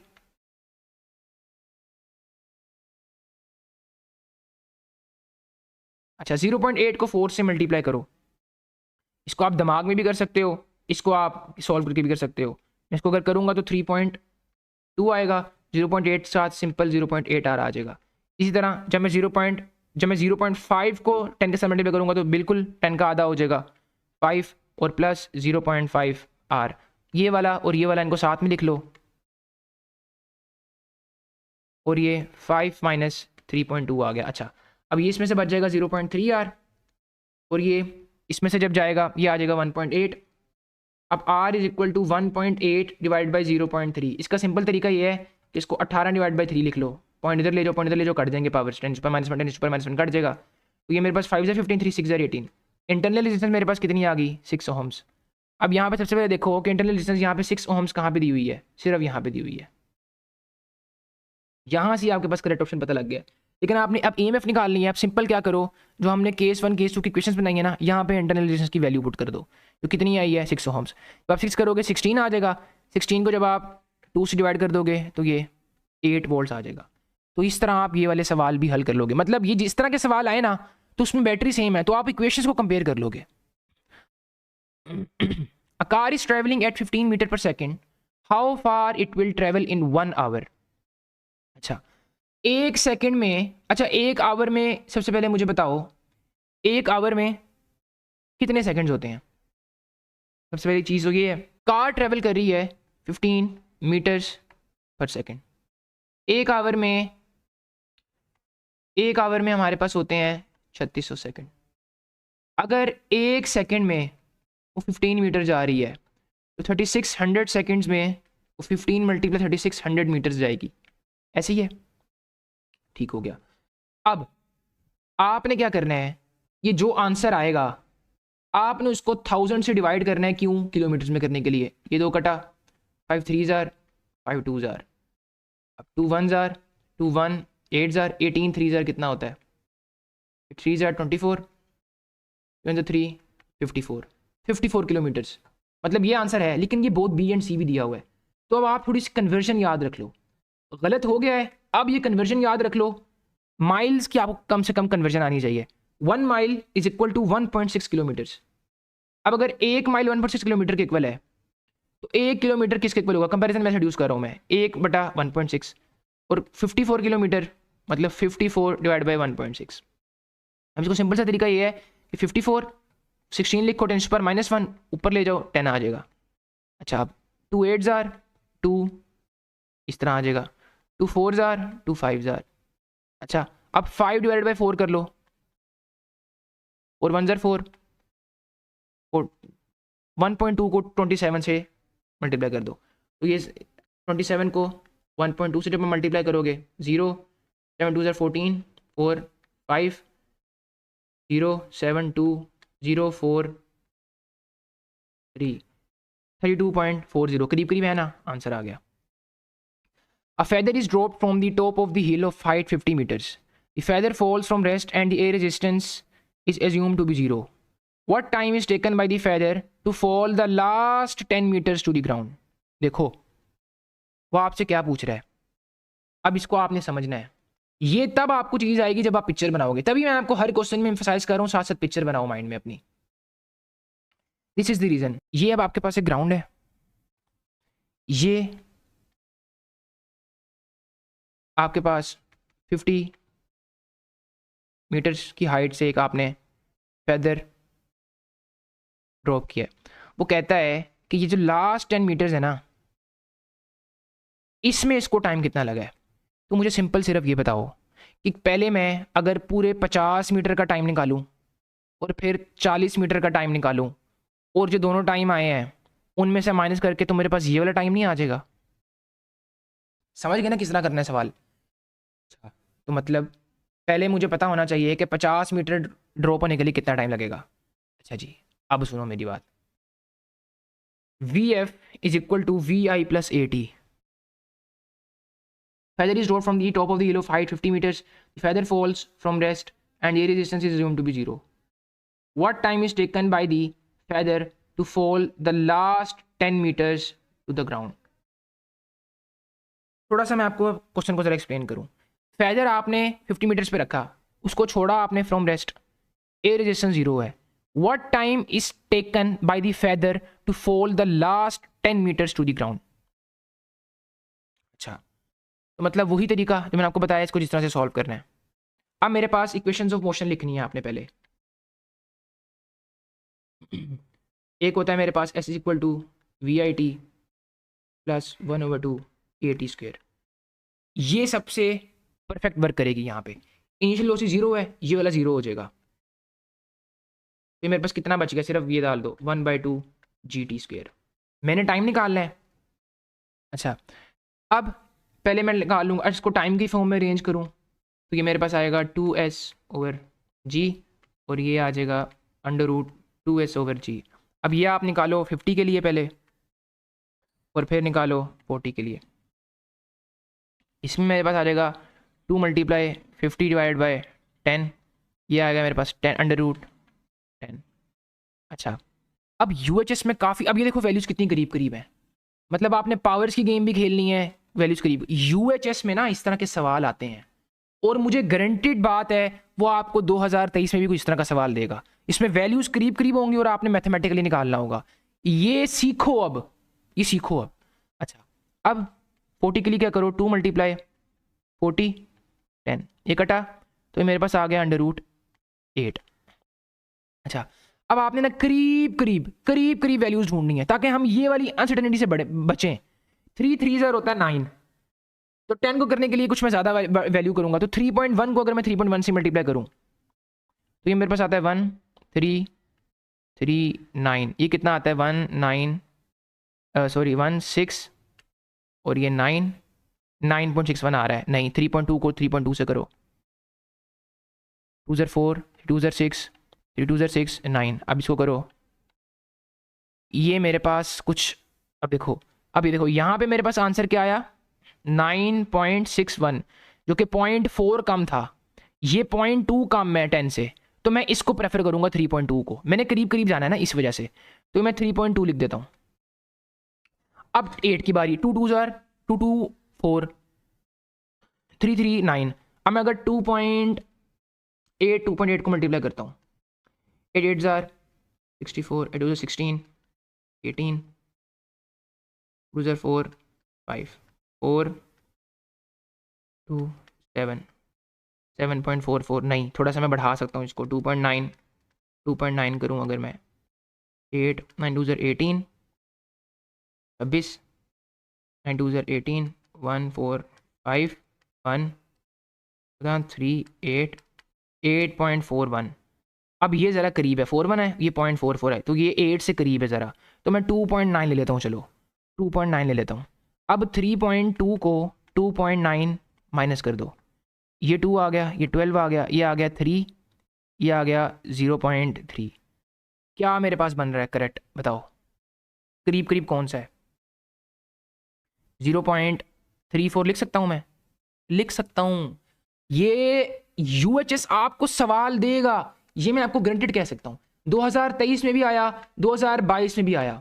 उसने वो कैलकुलेशन में तंग करना है, उसने करीब करीब वैल्यूज दे देनी है आपको। तो यहां पे आपकी ये इंटेलेक्चुअल सॉल्विंग होती है, intellectual solving.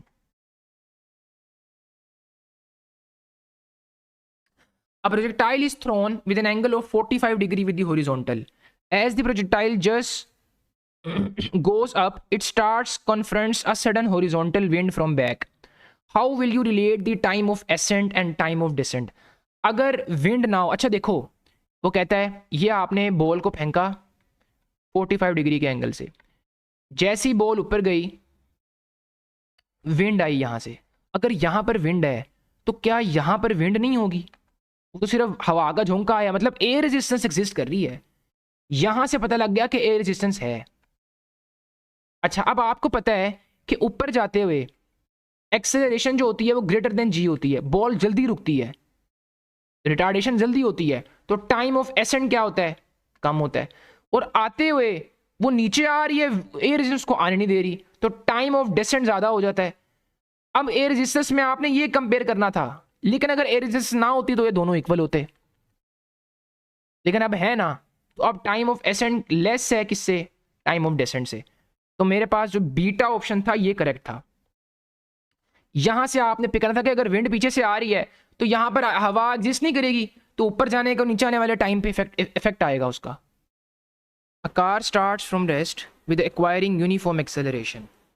Assuming resistance free path, मतलब एयर रेजिस्टेंस नहीं है, एयर रेजिस्टेंस नहीं, कोई भी रेजिस्टेंस नहीं है, मतलब the car travels 15 meters in the time between 1 second and 2 seconds. इसका मतलब ये है कि कार शुरू हुई 0 सेकंड्स पे, 1 सेकंड तक डिस्टेंस ट्रेवल किया, फिर 1 से 2 तक किया, 2 से 3 तक किया, 3 से 4 तक किया। उसने आपको डिस्टेंस दिया बिटवीन 1 एंड 2 सेकंड्स, और वो कितना है? 15 मीटर्स, ऐसी है। अच्छा वो कहता है calculate the distance it travelled in the time between 3 seconds and 4 seconds. वो आपसे इसके दरमियान का डिस्टेंस पूछ रहा है। अब सिर्फ इतनी सी चीज देखकर आप घबरा गए होंगे, लेकिन अब इसके अंदर आपने चेक करना है कि कितना बेसिक कॉन्सेप्ट था, कितना। आप यहां से मैक्सिमम हाइट से बॉल को छोड़ते हो, मैं कहता हूं एक्सेलरेशन 10 मीटर पर सेकंड स्क्वायर है। एक चीज ना याद कर लो, अगर किसी बॉडी की यूनिफॉर्म एक्सेलरेशन, ग्रेविटी की एक्सेलरेशन 9.8 होती है, 10 होती है, चलो 10 कर लो, यूनिफॉर्म है ये। जो एक्सेलरेशन यूनिफॉर्म होना और वो ऑब्जेक्ट रेस्ट से स्टार्ट हो, तो पहले सेकंड में वो हमेशा उस एक्सेलरेशन का आधा डिस्टेंस कवर करता है। इसमें वो मतलब पहले सेकंड में 5 मीटर कवर करेगा। अब अगले सेकंड में 10-10 का इंक्रीमेंट आएगा, अगले सेकंड में 15 मीटर हो जाएगा, 5 मीटर में मतलब 10 मीटर और इंक्रीमेंट हो गया, 15 मीटर चलेगा। अब इसमें फिर 10 का, तो ये आ जाएगा 25। अब यहां पर उसने 1 एंड 2 सेकंड के दरमियान डिस्टेंस ट्रेवल किया 15 मीटर, ऐसे ही है। तो ये अगर आप बॉल का पाथ देखो, 0 से 1 सेकंड तक उसने भी 5 मीटर किया, 1 से 2 तक उसने कितना किया? 15। इसका मतलब ये है कि इसकी जो एक्सेलरेशन है ना वो 10 है, एक्सेलरेशन 10 है, तो पहले वाले में उसने कितना कवर किया होगा? 5। ये कॉन्सेप्ट लगाना था आपने यहां पे। ये तब होगा जब आप पिक्चर बनाना सीखोगे, जब आपको ये लिंक करना आएगा कॉन्सेप्ट्स को। 5 मीटर तो बगले में 15 एक्सेलरेशन, तो अब कितने का इंक्रीमेंट आया? 10 का, तो इसमें 10, चलो 25 इसमें चलेगा, 35 मीटर इसमें चलेगा, तो इसके दरमियान का वो पूछ रहा है, तो 35 मीटर आपके पास आंसर आ गया। अच्छा जी, a ball vertically thrown upwards comes to the ground after some time, acceleration time graph during this journey was. देखो एक चीज याद रखो कि बॉल मैंने ऊपर फेंकी, मेरे पास वेलोसिटी की डायरेक्शन ये है, लेकिन एक्सेलरेशन नीचे को है। अगर एक्सेलरेशन वेलोसिटी के ऑपोजिट है तो वेलोसिटी में डिक्रीज आता है ना, ऐसे ही है। अच्छा अब जब बॉल नीचे आएगी, वेलोसिटी तो नीचे है, लेकिन ये वेलोसिटी नेगेटिव वाली है, ये बहुत ज़रूरी चीज़ है।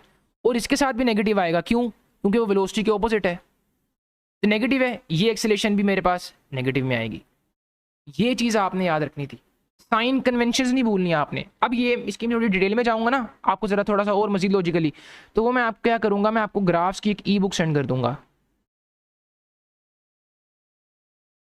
तो उससे आपको बेहतर आइडिया हो जाएगा मैं ऐसा क्यों कह रहा हूँ। क्योंकि इनिशियल जब आपने बॉल ऊपर फेंकी तो वेलोसिटी ऊपर को, एक्सेलरेशन नीचे है, तो एक्सेलरेशन के साथ नेगेटिव साइन आ गया। अब जब आप नीचे लेकर आ रहे हो, अब वेलोसिटी के साथ नेगेटिव है और एक्सेलरेशन उसी डायरेक्शन में डायरेक्टेड है जहाँ पे नेगेटिव था। वेलोसिटी के साथ नेगेटिव क्यों डालेंगे? क्योंकि वो अपने इनिशियल डायरेक्शन से ऑपोजिट है। अच्छा, तो मतलब ऊपर जाते हुए भी -9.8 है, नीचे आते हुए भी -9.8 है। लेकिन अगर मैं बॉल फेंकता ही ऊपर से तो वेलोसिटी के लिए अब ये वाला पॉजिटिव रेफरेंस था और एक्सेलरेशन तो पहले नीचे है, तो अब दोनों अगर नीचे हैं तो पॉजिटिव आ जाएगा दोनों के साथ। ठीक है। अच्छा, अब ऊपर जाते हुए भी -9.8 है, नीचे आते हुए भी, तो इसका आंसर था ये delta option. Acceleration time graph पूछा है ना उसने आपसे, तो वो इतना ही माइनस में रहना है।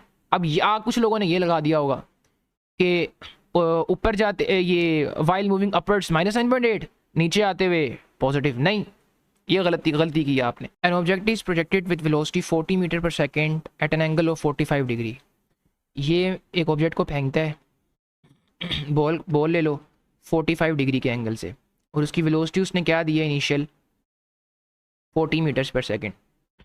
वो कहता है assuming A friction calculate the velocity, final velocity निकालो आफ्टर 5 सेकेंड्स।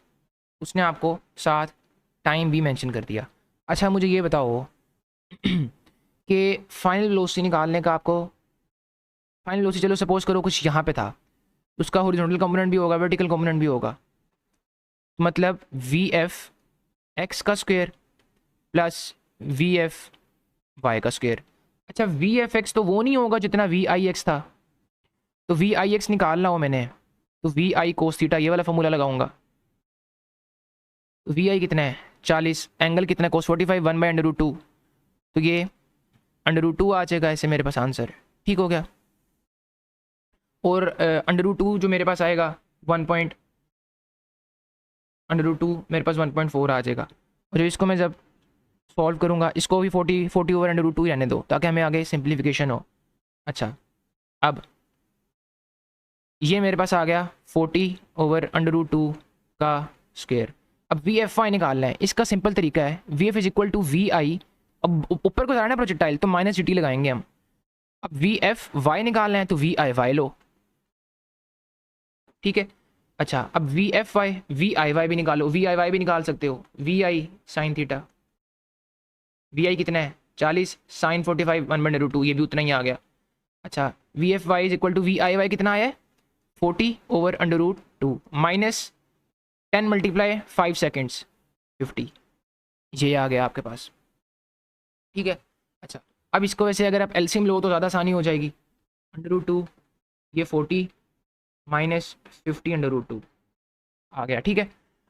अब ये मेरे पास 40 माइनस 50 ओवर √2। ठीक है। अच्छा, अब इसको आपने सॉल्व कर लेना है। 40 का स्क्वायर लेना है आपने, 4 4 हज़ार 16, 40 का स्क्वायर 1600 और √2 का स्क्वायर 2 आ जाएगा। अब 50 को मल्टीप्लाई करो पहले 1.4 से, √2 1.4 आता है ना, 50 को 1.4 से जब आप मल्टीप्लाई करोगे 70 आएगा, और 40 माइनस 70 30 आ गया। और ये यहाँ पे हमारे पास बीच में अब स्क्वायर भी है, अभी तो भी माइनस को मैं ज़रा कंसिडर नहीं करूँगा थोड़ी देर के लिए। देखिएगा ज़रा, ये मेरे पास पॉजिटिव, अच्छा 40 माइनस 70 और √2 सॉल्व करी जाओ इसे भी। अब ये कितना होगा, ये मेरे पास आ जाएगा 800 प्लस 30 ओवर √2 का स्क्वायर। 30 का स्क्वायर लो पहले, 30 के साथ नेगेटिव है तो उसका भी स्क्वायर हो जाएगा तो पॉजिटिव हो जाएगा। 3 3 ज़ार 9, तो 30 का स्क्वायर 900, 800 प्लस 900। ठीक है। और ये 2 बच जाएगा तो 2 मतलब 450 आ जाएगा। तो 800 प्लस 450 कितना होता है 1250। अच्छा, अब इसको हम किस तरह देखेंगे, देखें अगर मैं 50 करता हूँ, 0 0 0 25 2500 आता है, नहीं मतलब ये पॉसिबल नहीं है। यहाँ से कुछ पकड़ो, 28 करो, 4 16, ये आ गया मेरे पास 24, 16 4 5 4 804, 804 नहीं तो ये भी नहीं बनता, मतलब ये करेक्ट ऑप्शन नहीं है। अच्छा 35 देख लेते हैं। 35, 5 5 ज़र ये 25 मीन 17, ये 5 1 9 10, ये 5 2 1, ये आ रहा है करीब करीब। तो मेरे पास क्या करेक्ट आंसर हुआ 35। अब इस क्वेश्चन से आपको एक तो ये पता लग गया कि ये फॉर्मूला कब यूज़ करना है। फॉर्मूला पढ़ते आ रहे हो, काफ़ी नोट्स में पढ़ लिया होगा, अब इसका यूज़ भी आपने करना था, यूज़ भी हो गया और आपको पता लग गया। कैलकुलेशन मैं आपकी बहुत पक्की करा रहा हूँ, क्योंकि यूएचएस ने आपको एक कैलकुलेशन वाला देना है। फ्रीक्वेंसी वाला डॉपलर इफेक्ट का क्वेश्चन आया था 2023 में, 2022 में, अब उसमें वैल्यूज़ करीब करीब थी। अब उसमें जब आप इंटेलेक्चुअल सॉल्विंग करते हो, अप्रोक्सीमेशंस लगाते हो, तब आपका आंसर हमेशा करेक्ट आता है। अच्छा जी, electrons wave nature was predicted by, अब यहाँ पे जो कीवर्ड है ना वो प्रिडिक्टेड है। प्रूफ किसने किया था? वो डिवीजन एंड जर्मर ने किया था। अच्छा अब यहाँ पे ना काफ़ी कॉन्सेप्ट हैं, ये भी ले लो। इन दोनों ने, इसका एक्सपेरिमेंट हमारी बुक में मेंशन है, इसको प्रूफ किया था। नोबेल प्राइज इन दोनों को मिला था, जीपी थॉमसन को मिला था, ये पीटीपी में मेंशन है। एक नोबेल प्राइज मिला था और इन दोनों ने शेयर किया था। और प्रिडिक्ट किसने किया था? डी ब्रोगली ने, lambda is equal to h/mv लगा के। उसने कहा था कि हर पार्टिकल के हमारे पास क्या होगी, वेवलेंथ होगी associated. A sound source and observer are stationary at a point, ठीक है, ये साउंड सोर्स और ऑब्जर्वर दोनों स्टेशनरी हैं। And began to recede away from each other with 25, अच्छा दोनों मूव करते हैं। अब साउंड सोर्स और ये ऑब्जर्वर, ये इधर को जाता है और ये इधर को जाता है। साउंड सोर्स की उसने साउंड सोर्स पहले लिखा है, ऑब्जर्वर बाद में लिखा है, तो 25 इसकी होगी और इसकी होगी कितनी, 50। ऐसे ही है, ऐसे ही है। अच्छा जी, frequency of sound wave when both were stationary was 400 hertz, मतलब पहली वाली फ्रीक्वेंसी कितनी थी, 400। What is the value of the apparent frequency? अच्छा अब आपको ये वाला मैंने एक जनरल फॉर्मूला बताया हुआ है। अब मुझे ये बताओ, ये स्पीड ऑफ साउंड है और ये ऑब्जर्वर। स्पीड ऑफ साउंड, ये तो स्पीड ऑफ साउंड तो अभी भी इधर को जा रही है, ऑब्जर्वर भी इधर को जा रहा है, तो दो वेलोसिटी जब एक डायरेक्शन में हो तो नेगेटिव होता है, मतलब हम यहाँ पे ये यूज़ करेंगे। और सोर्स के साथ देखा जाए तो सोर्स इधर को जा रहा है, साउंड इधर को जा रही है, तो ये ऑपोजिट है, तो ये v प्लस यूएस यूज़ करेंगे और ये मेरे पास f आ गया। अब आप क्या करोगे, अब यहाँ पर जो हमने ये चीज़ है आपकी कैलकुलेशन, फिर इसकी आपकी यहाँ पर काम आएंगे इंटेलेक्चुअल सॉल्विंग। सिंपल क्या करो, न्यूमिनेटर को मल्टीप्लाई करो, 400 को जब आप 282 से मल्टीप्लाई करोगे क्या आंसर आएगा, 008 008 4 ज़ार 8 4 ज़ार आता है मेरे पास 32, ठीक है, और ये 008 008 2 और ये 11, ये मेरे पास आया आंसर, मतलब 112800। मुझे सिर्फ ये बताओ, अब आप ना बड़े कंफ्यूज हो जाओगे कि आंसर कैसे निकालना है। भाई आपको ऑप्शंस दी हुई हैं उसने। अब ये होता है ना जो 2 2 ज़ार 2 4 ज़ार 2 5 ज़ार, अब इस तरह आपने करना है 357 300 ज़ार 357 316 ज़ार 357 472 ज़ार 357 146 ज़ार। इस तरह जब आप बारी बारी करोगे आंसर आ जाएगा। और एक और टिप देने लगा हूँ यहाँ पे आपको, इस तरह का क्वेश्चन हमेशा पेपर के एंड पे सॉल्व करते हैं। जो कैलकुलेशन में तंग करे उसे हमेशा एंड पे सॉल्व करते हैं, ये आपको एक एडवाइस देने लगा हूँ मैं। अच्छा अब इसका करेक्ट आंसर है 316, तो इसको 357 को 316 से मल्टीप्लाई करके देख लो, आंसर आ जाएगा। आंसर ये वाला आएगा ना, तो मतलब प्रूफ हो जाएगा कि ये आंसर करेक्ट है। 7 6 ज़ार कितना होता है 42, 6 5 30 और 16 से 18, 18 पे 3 21, 1 7 7 5 3 7 3 ज़ार 15 17 1 9 10 2 पर गया 7 1 1 1 आ गया आंसर, ये ले प्रूफ। अब निकला ना वो मुंह से, अच्छा अच्छा। अब आप यहाँ पे कंफ्यूज हो गए होगे, आप यहाँ पे स्ट्रेस ले गए, आप यहाँ पर स्ट्रेस ले गए, मिस्टेक्स देख लो अपनी सारी। In the following figure potential difference across A and B is 20 volts, मतलब आपने यहाँ पे बैटरी लगाई है 20 वोल्ट्स का पोटेंशियल डिफरेंस देने वाली। Potential difference across A and B 20 volts, what would be the potential difference across both 4 ohms resistor, इनके अक्रॉस पोटेंशियल ड्रॉप क्या है? काफ़ी बच्चे ये देख के कि बैटरी 20 वोल्ट्स की है और ये दो पैरेलल में है तो इन पे 20 वोल्ट से आंसर होगा, जो कि गलत है। ये तब होता अगर साथ में कुछ सीरीज़ में ना लगा होता, क्योंकि अगर 20 के 20 इस पर उड़ गए तो इस पर क्या उड़ना है, फिर इस पर क्या ड्रॉप होना है। तो मतलब कुछ 20 का हिस्सा यहाँ पे ड्रॉप होगा, कुछ यहाँ पे होगा। उसने आपसे ये वाला हिस्सा पूछा है। सिंपल सा तरीका है। सबसे पहले करंट निकालो। वोल्टेज कितना है 20 टोटल। आर इक्विवेलेंट कितना है 8 ओम्स। इसको पैरेलल में सोल्व करोगे 2 आ जाएगा, 2 + 6 8। अब 2 2 4 ज़ार 8, 2 5 ज़ार 10। अब 5 डिवाइडेड बाय 4। अब अगर मैं इस पे ड्रॉप निकाल लूँ तो मैं 20 में से माइनस करूँ तो मतलब बाकी वाला हिस्सा यहाँ पे ड्रॉप हुआ होगा और वो वाला पूछ रहा है वो। तो V = IR 5/4 6, 2 2 ज़ार 2 3 ज़ार। अब 15 V = IR। आई मेरे पास 5, इसको मैं इस तरह लिख लूँ अगर, और 1 ज़ार 4,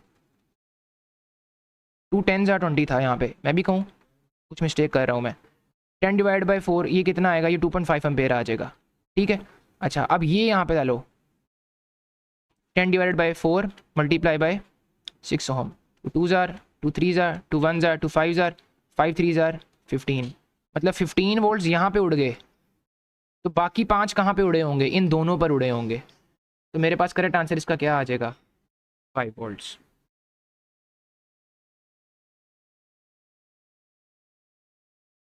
The magnitude of the velocity मतलब speed is changing in circular motion. Net acceleration would be having direction.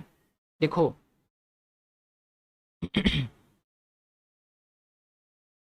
वो कहता है कि ये मतलब नॉन यूनिफॉर्म सर्कुलर मोशन है।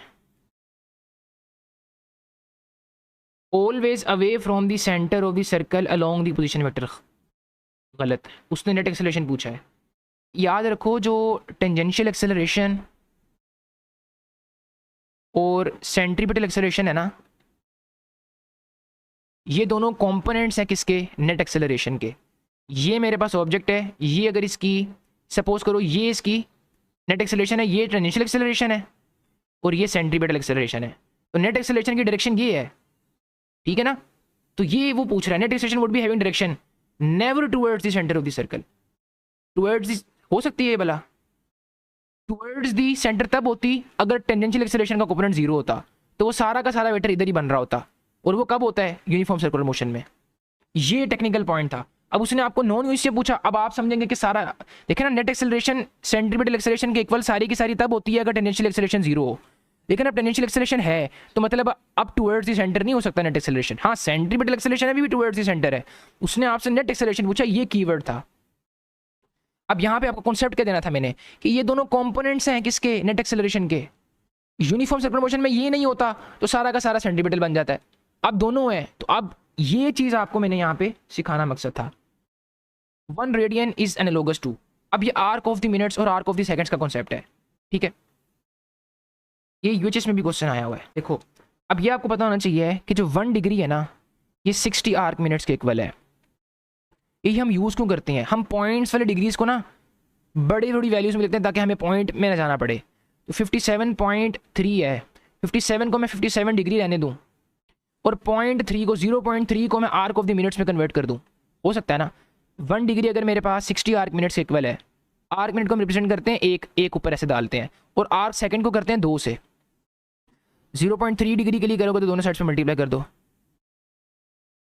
इसको अगर मैं लिखूँ 3 divide by 10 multiply 60, 18 arc minutes आ गए। तो मतलब ये वाला तो करेक्ट है, एक ऊपर डाला हुआ उसने ऐसे आर्क मिनट का। लेकिन बोथ बी एंड सी का ऑप्शन भी है और ये उसने आर्क ऑफ द सेकंड में रिप्रेजेंट किया है। तो अभी अब आपने आना है 60 आर्क मिनट में कितने होंगे, एक आर्क मिनट में 60 होंगे, तो 60 में 60 से मल्टीप्लाई कर दो। तो मतलब 1 डिग्री में 3600 आर्क सेकेंड्स होंगे। अब 0.3 डिग्री के लिए दोनों साइड्स में मल्टीप्लाई कर दो। मैंने ये थोड़ा यूएचएस का क्वेश्चन थोड़ा सा अल्टर किया आपको आर्क ऑफ द सेकंड्स का कॉन्सेप्ट देने के लिए भी, कि अगर वो आपसे अब आर्क ऑफ सेकंड पूछ ले तो आपको ये भी आना चाहिए। अब आपने सिर्फ ये देख के पास पेपर का क्वेश्चन है तो सिर्फ इसको टिक लगाओ, पूरी स्टेटमेंट रीड करनी है आपने, वैल्यू देनी है क्वेश्चन को उसकी पूरी। 1 0 कटा इससे, अब इसको जब आप इससे मल्टीप्लाई करोगे तो आपके पास ये आंसर आ जाएगा। Both B and C would be the correct answer. If two equal masses are in motion with constant individual speeds, we can conclude that, देखो दो इक्वल मैसेज हैं, मतलब m1, इसको भी m ले लो, इसको भी m ले लो, विद कॉन्स्टेंट इंडिविजुअल स्पीड्स, ये कीवर्ड है यहाँ पे। वी कैन कंक्लूड दैट, देखो अब इंडिविजुअल स्पीड का मतलब पता क्या है कि अगर इसकी 20 मीटर पर सेकंड है ना, तो वो हर सेकंड में 20 मीटर पर सेकंड रहेगी। अगर इसकी 30 है, अभी डिफरेंट, दोनों की आपस में डिफरेंट हो सकती है। 30 मीटर पर सेकंड है तो वो हर सेकंड में 30 रहेगी। अब आप बोलेंगे सर डिफरेंट हो सकती है, लेकिन सेम भी तो हो सकती है ना। हाँ सेम भी हो सकती है, लेकिन इंडिविजुअल सेम रहनी चाहिए, ठीक है। अच्छा अब देखो, अब यहां पर हम इन दोनों केसेस को कंपेयर करेंगे। देयर मोमेंटम इज सेम, इज कह रहा है कि मस्ट मोमेंटम सेम। देखो मोमेंटम सेम हो सकता है अगर ये भी 20 हो और ये भी 20 हो, लेकिन ये 30 भी तो हो सकता है ना। इंडिविजुअल सेम रखनी है ना आपने, कीवर्ड वो इंडिविजुअल, तो मोमेंटम डिफरेंट भी हो सकता है। तो यहाँ पे मे भी सेम आना चाहिए था, तो ये नहीं होना चाहिए। इसी तरह मोमेंटम इज डिफरेंट, मतलब नहीं सेम भी हो सकता है, 20 अगर है तो ये भी नहीं होगा। Their kinetic energies can be different from each other, can be indicates the possibility, मतलब ये अगर 30 है ये 20 है तो काइनेटिक डिफरेंट हो सकती है। टोटल एनर्जी डिफरेंट सेम नहीं हो सकती, डिफरेंट भी हो सकती है। अगर ये है पोटेंशियल एनर्जी दोनों की जीरो है, काइनेटिक एनर्जी इसकी ज़्यादा है इसकी कम है, फिर टोटल एनर्जी उसकी, लेकिन इसकी इंडिविजुअल टोटल एनर्जी सेम रहेगी। ये चीज़ थी। अच्छा अब आप बोलोगे सर यूएचएस में तो मोमेंटम वाला लगाया है, तो अब आपके लिए एक टास्क है वो जाके क्वेश्चन रीड करना, ऑप्शन रीड करना और ये वाली ऑप्शन रीड करना। ये मैंने आपके साथ एक गेम खेली है ताकि आपको पता हो कि आपने क्वेश्चन को उसकी पूरी वैल्यू देनी है। ये आपकी मिस्टेक, आपको यहाँ से एक चीज़ पता लग गई। Copper hoop is held in a vertical north south plane. थोड़ा 3D बनाऊँ इसको, अगर मैं ये नॉर्थ, ये साउथ, ये वेस्ट, ये ईस्ट, ये इस तरह हमारे पास पड़ी हुई है, ठीक है। अच्छा उस flux line run along the east west direction. अब ये यूएचएस का क्वेश्चन है, अब आप लोगों ने वही क्वेश्चन का रट्टा लगा के पास पेपर में था तो आप ऑप्शन वही लगा देंगे, हालांकि क्वेश्चन मैंने थोड़ा सा चेंज किया है। ये इसके ऊपर से गुजर रही है, मतलब ये ऐसे पड़ा है इसके ऊपर से सारी लाइन्स गुजर रही हैं, ठीक है। अच्छा अब इसको आपने देखना है, ये बिल्कुल ऐसे कर लो। अब ये देखो कि अगर मैं इसको rotating about east west axis करूं, मतलब कि इसको ऐसे घुमाऊं, ऐसे ऐसे, तो ये पता क्या होगा जब मैं घुमाऊंगा ना, ये लाइन सब, ये अगर मैं यहाँ से देखूं ऑब्जर्वर, अगर ऑब्जर्वर यहाँ से देखता है तो उसको उसकी ये वाली साइड दिखेगी सिर्फ। तो कभी ऐसे हो जाएगा, कभी ऐसे हो जाएगा, कभी ऐसे हो जाएगा, लेकिन लाइंस फिर भी कोई नहीं गुजर रही। पिक्चर बनाओ अपने माइंड में, ठीक है।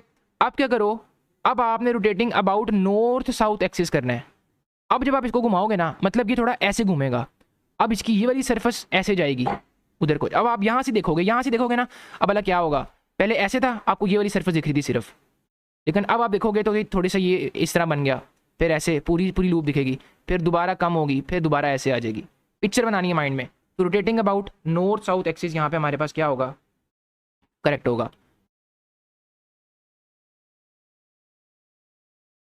A trolley runs from P to Q along a track at Q. Its potential energy is 50 kilojoule less than at P. वो कहता है कि P से Q की तरफ जाएगा, at Q उसकी जो पोटेंशियल एनर्जी है वो 50 किलो जॉल लेस है P से, मतलब वो पोटेंशियल एनर्जी का चेंज बता रहा है। अच्छा the kinetic energy of the trolley is 20 kilo joules at P। अच्छा P पर उसने उसकी पोटेंशियल एनर्जी दी है भला? नहीं, लेकिन कुछ ना कुछ तो है ना, मतलब पोटेंशियल एनर्जी जो P पर है और काइनेटिक एनर्जी जो P पर है, इसने कन्वर्ट होना है kinetic energy at Q plus potential energy at Q और plus work done against friction. ऐसे ही है, ठीक हो गया। उसने पूछा क्या है, उसने पूछा what is the kinetic energy of the trolley at Q। हमने ये निकालना है, सारी चीज़ों को उधर ले जाओ।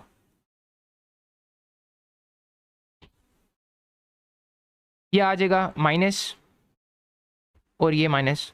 अच्छा ये ना जी, ये है जो उसने potential energy P minus potential energy Q, और ये वैसे रहने दो सारा। ये उसने आपको बोला कितना दिया है, 50 किलो जूल दिया हुआ है, ऊपर रीड करो जाके स्टेटमेंट, 50 किलो जूल्स। और काइनेटिक एनर्जी एट P पर काइनेटिक एनर्जी कितनी है, 20 किलो जूल, 20 किलो जूल आ गया। और माइनस वर्डन कितना हुआ फ्रिक्शन के अगेंस्ट 10 किलो जूल्स, ये 10 किलो जूल बच गया, 60 किलो जूल आपके पास, इसका क्या आ गया आंसर। इस तरह आप सिंपल तरीके से इसको सॉल्व कर लेंगे। अजीब start from rest and accelerates uniformly, rest से स्टार्ट होता है, वी आई मेरे पास इसका क्या है 0, power output of the jeep varies with the distance travelled. Power और डिस्टेंस के दरमियान आपने निकालना है रिलेशन। तो इसमें सबसे पहले आपने एक्सेलरेशन लेकर आनी है क्योंकि उसने यूनिफॉर्म दी हुई है। तो सिंपल सा तरीका है, हमें पता है P is equal to F V. Third equation में मोशन लगाएं तो V की वैल्यू क्या आएगी, √2gh। अब एक्सेलरेशन कांस्टेंट है, मतलब फोर्स भी कांस्टेंट है, एक्सेलरेशन भी कांस्टेंट है, तो डिस्टेंस के साथ यहाँ पे s लिख लो, तो पावर का √ डिस्टेंस के साथ ये आ गया रिलेशन। ठीक है। अच्छा, अब यहाँ पर आओ ग्राफ में। अगर मैं इसका ग्राफ बनाऊँ, डिस्टेंस अगर मैं अभी 2 गुना करता हूँ, ये डिस्टेंस है, डिस्टेंस ये 1 2 4 6 8, 2 गुना करता हूँ तो मेरे पास √2 टाइम 1.4 आ जाएगा, 1.4p आएगा। अगर ये मैं इसको भी इंटरवल्स पे करूँ स्पेसिफिक 2 तो ये 2 से थोड़ा सा कम आएगा, मतलब ये मेरे पास बनेगा इस तरह। अच्छा, अब मैं 3 गुना करता हूँ तो 3 ये बनता है, लेकिन 3 का आएगा करूँगा तो मेरे पास आएगा 1.7, तो वो फिर इधर बनेगा, इधर इस तरह। जब मैं कर्व बनाऊँगा तो ये ऐसे आ रही है, तो मेरे पास इसमें जो डेल्टा ऑप्शन है वो करेक्ट होगा। एक चीज़ अब यहाँ पे आपको सिखानी थी, क्या सिखानी थी, जिन क्वांटिटीज़ के दरमियान आपने रिलेशन लेना है ना, तो आपने देखना है उसने कांस्टेंट क्या बोली हुई है। वेलोसिटी चेंज हो रही है तो आपने P is equal to F V में से चेंजिंग वाली क्वांटिटी को ख़त्म करना है, और चेंज सिर्फ अब क्या करना है, डिस्टेंस को चेंज कर सकते हैं हम सिर्फ, क्योंकि उसके दरमियान रिलेशन चेक करना है। बाकी सारी चीज़ें फॉर्मूले में कांस्टेंट होंगी, ये मैंने फॉर्मूला निकाला ना, इसमें बाकी सारी चीज़ें कांस्टेंट है। इस तरह आप हमेशा रिलेशन चेक करते हो, ये चीज़ आपको काम आएगी, क्योंकि कैपेसिटर में एनर्जी स्टोर्ड आपने निकालनी होती है, तो वो इस कॉन्सेप्ट के अकॉर्डिंग निकालनी होती है। Displacement the body is covering varies as square of the time taken for that displacement. मतलब डिस्प्लेसमेंट इस तरह वेरी कर रही है, तो बॉडी इज मूविंग विद। अच्छा, इसको मैथमेटिकली और लॉजिकली दोनों तरह समझाता हूँ। S is equal to VIT plus 1/2 AT²। इसको डिस्टेंस किया उसने, इनिशियल वेलोसिटी सपोज रेस्ट से स्टार्ट हुई थी तो ये 0 हो गया। एक्सेलरेशन कांस्टेंट करें तो हमारे पास t² के साथ डायरेक्टली वेरी कर सकता है, तो आंसर क्या आ गया, यूनिफॉर्म एक्सेलरेशन। एक तो आपको मैथमेटिकली ये बता दिया, ऊपर से अब इसको थोड़ा सा लॉजिकली प्रूफ करूँ। सपोज करो 1 सेकंड गुजरता है तो डिस्प्लेसमेंट 1 का स्क्वायर लो, डिस्प्लेसमेंट 1 मीटर होती है, ये रेफरेंस पॉइंट है, 1 मीटर होती है। ठीक है। अच्छा, 1 मीटर होगी, 2 सेकंड 1 सेकंड में, ठीक है, 1 सेकंड में, और आप 2 सेकंड्स में देखते हो तो 2 का स्क्वायर 4, 4 मीटर चला गया। 4 मीटर यहाँ से रेफरेंस से देखना है, अपने रेफरेंस से, ये 2 सेकंड्स बाद 4 मीटर हो गया, मतलब 3 मीटर और चला। इस तरह जब आप बनाओगे ना बार बार, तो आप देखोगे कि जो वेलोसिटी में इंक्रीमेंट आ रहा है ना, वो यूनिफॉर्म इंक्रीमेंट आ रहा है, तो वहाँ से भी एक आपको पता लग जाएगा कि ये यूनिफॉर्म एक्सेलरेशन का ग्राफ है, तो ग्राफ या रिलेशन है। आगे वो कहता है, we know as a transverse wave passes from denser to the rarer medium its velocity increases. ये हमारे पास एक स्टैंडर्ड है, अगर डेंसर से रेयर की तरफ जाएंगे तो हमारे पास जो वेलोसिटी है इंक्रीज होगी, किसकी भला, ट्रांसवर्स वेव की। ये लाजमी ट्रांसफर वेव की, लॉन्गिट्यूडनल की डिक्रीज होगी। So a water wave on the surface if passes from deep water to the shallow water. ये मेरे पास पानी कर लो, अब ये मेरे पास शैलो है और ये डीप। आप लोग ना डीप का डी समझ के इसको डेंसर कह देते हो, हालांकि ये रेयर है, और ये जो शैलो है ये डेंसर है। कैसे? सिर्फ एक फैक्टर नहीं है जो ये डिसाइड करता है, काफ़ी फैक्टर्स हैं। मतलब अब अगर मैं, ये वाटर वेव जा रही है अगर ऊपर से, आपने चाहे इतना ज़्यादा एरिया हो चाहे इतना कम हो, आपने सिर्फ यूनिट वॉल्यूम में कितना मैस है वो देखना है। यहाँ पे लेयर्स ना क्लोज हो जाती हैं ज़रा, और यहाँ पे वो एलिमेंट्स भी होते हैं दूसरे, इलेक्ट्रोलाइट्स वगैरह, और ऊपर से टेम्परेचर का इफेक्ट भी होता है। तो अब यहाँ पे क्या होता है कि जो हमारे पास स्पेसिफिक वॉल्यूम में मैस यहाँ पे शैलो में ज़्यादा होता है, लेयर्स की वजह से, लेयर्स की अलाइनमेंट की वजह से, तो ये डेंसर है। वो एक फैक्टर नहीं है, मैं फिर रिपीट कर रहा हूँ। तो इसका मतलब है कि आपने ये कंफर्म करना है कि जो डीप, ये आप अपने माइंड में फिट कर लें कि डीप वाटर शैलो है और डीप वाटर हमारे पास रेयर मीडियम है। और अब उसने बोला कि जब डेंसर से रेयर की तरफ जाता है, डेंसर से रेयर की तरफ जाता है तो उसकी स्पीड इंक्रीज होती है। तो इसका मतलब क्या है, water surface passes from deep water to the shallow, shallow denser है तो डेंसर में जाके उसकी वेलोसिटी डिक्रीज होगी। By doubling the frequency of the incident beam on the same metal surface, work function and kinetic energy dash and dash respectively.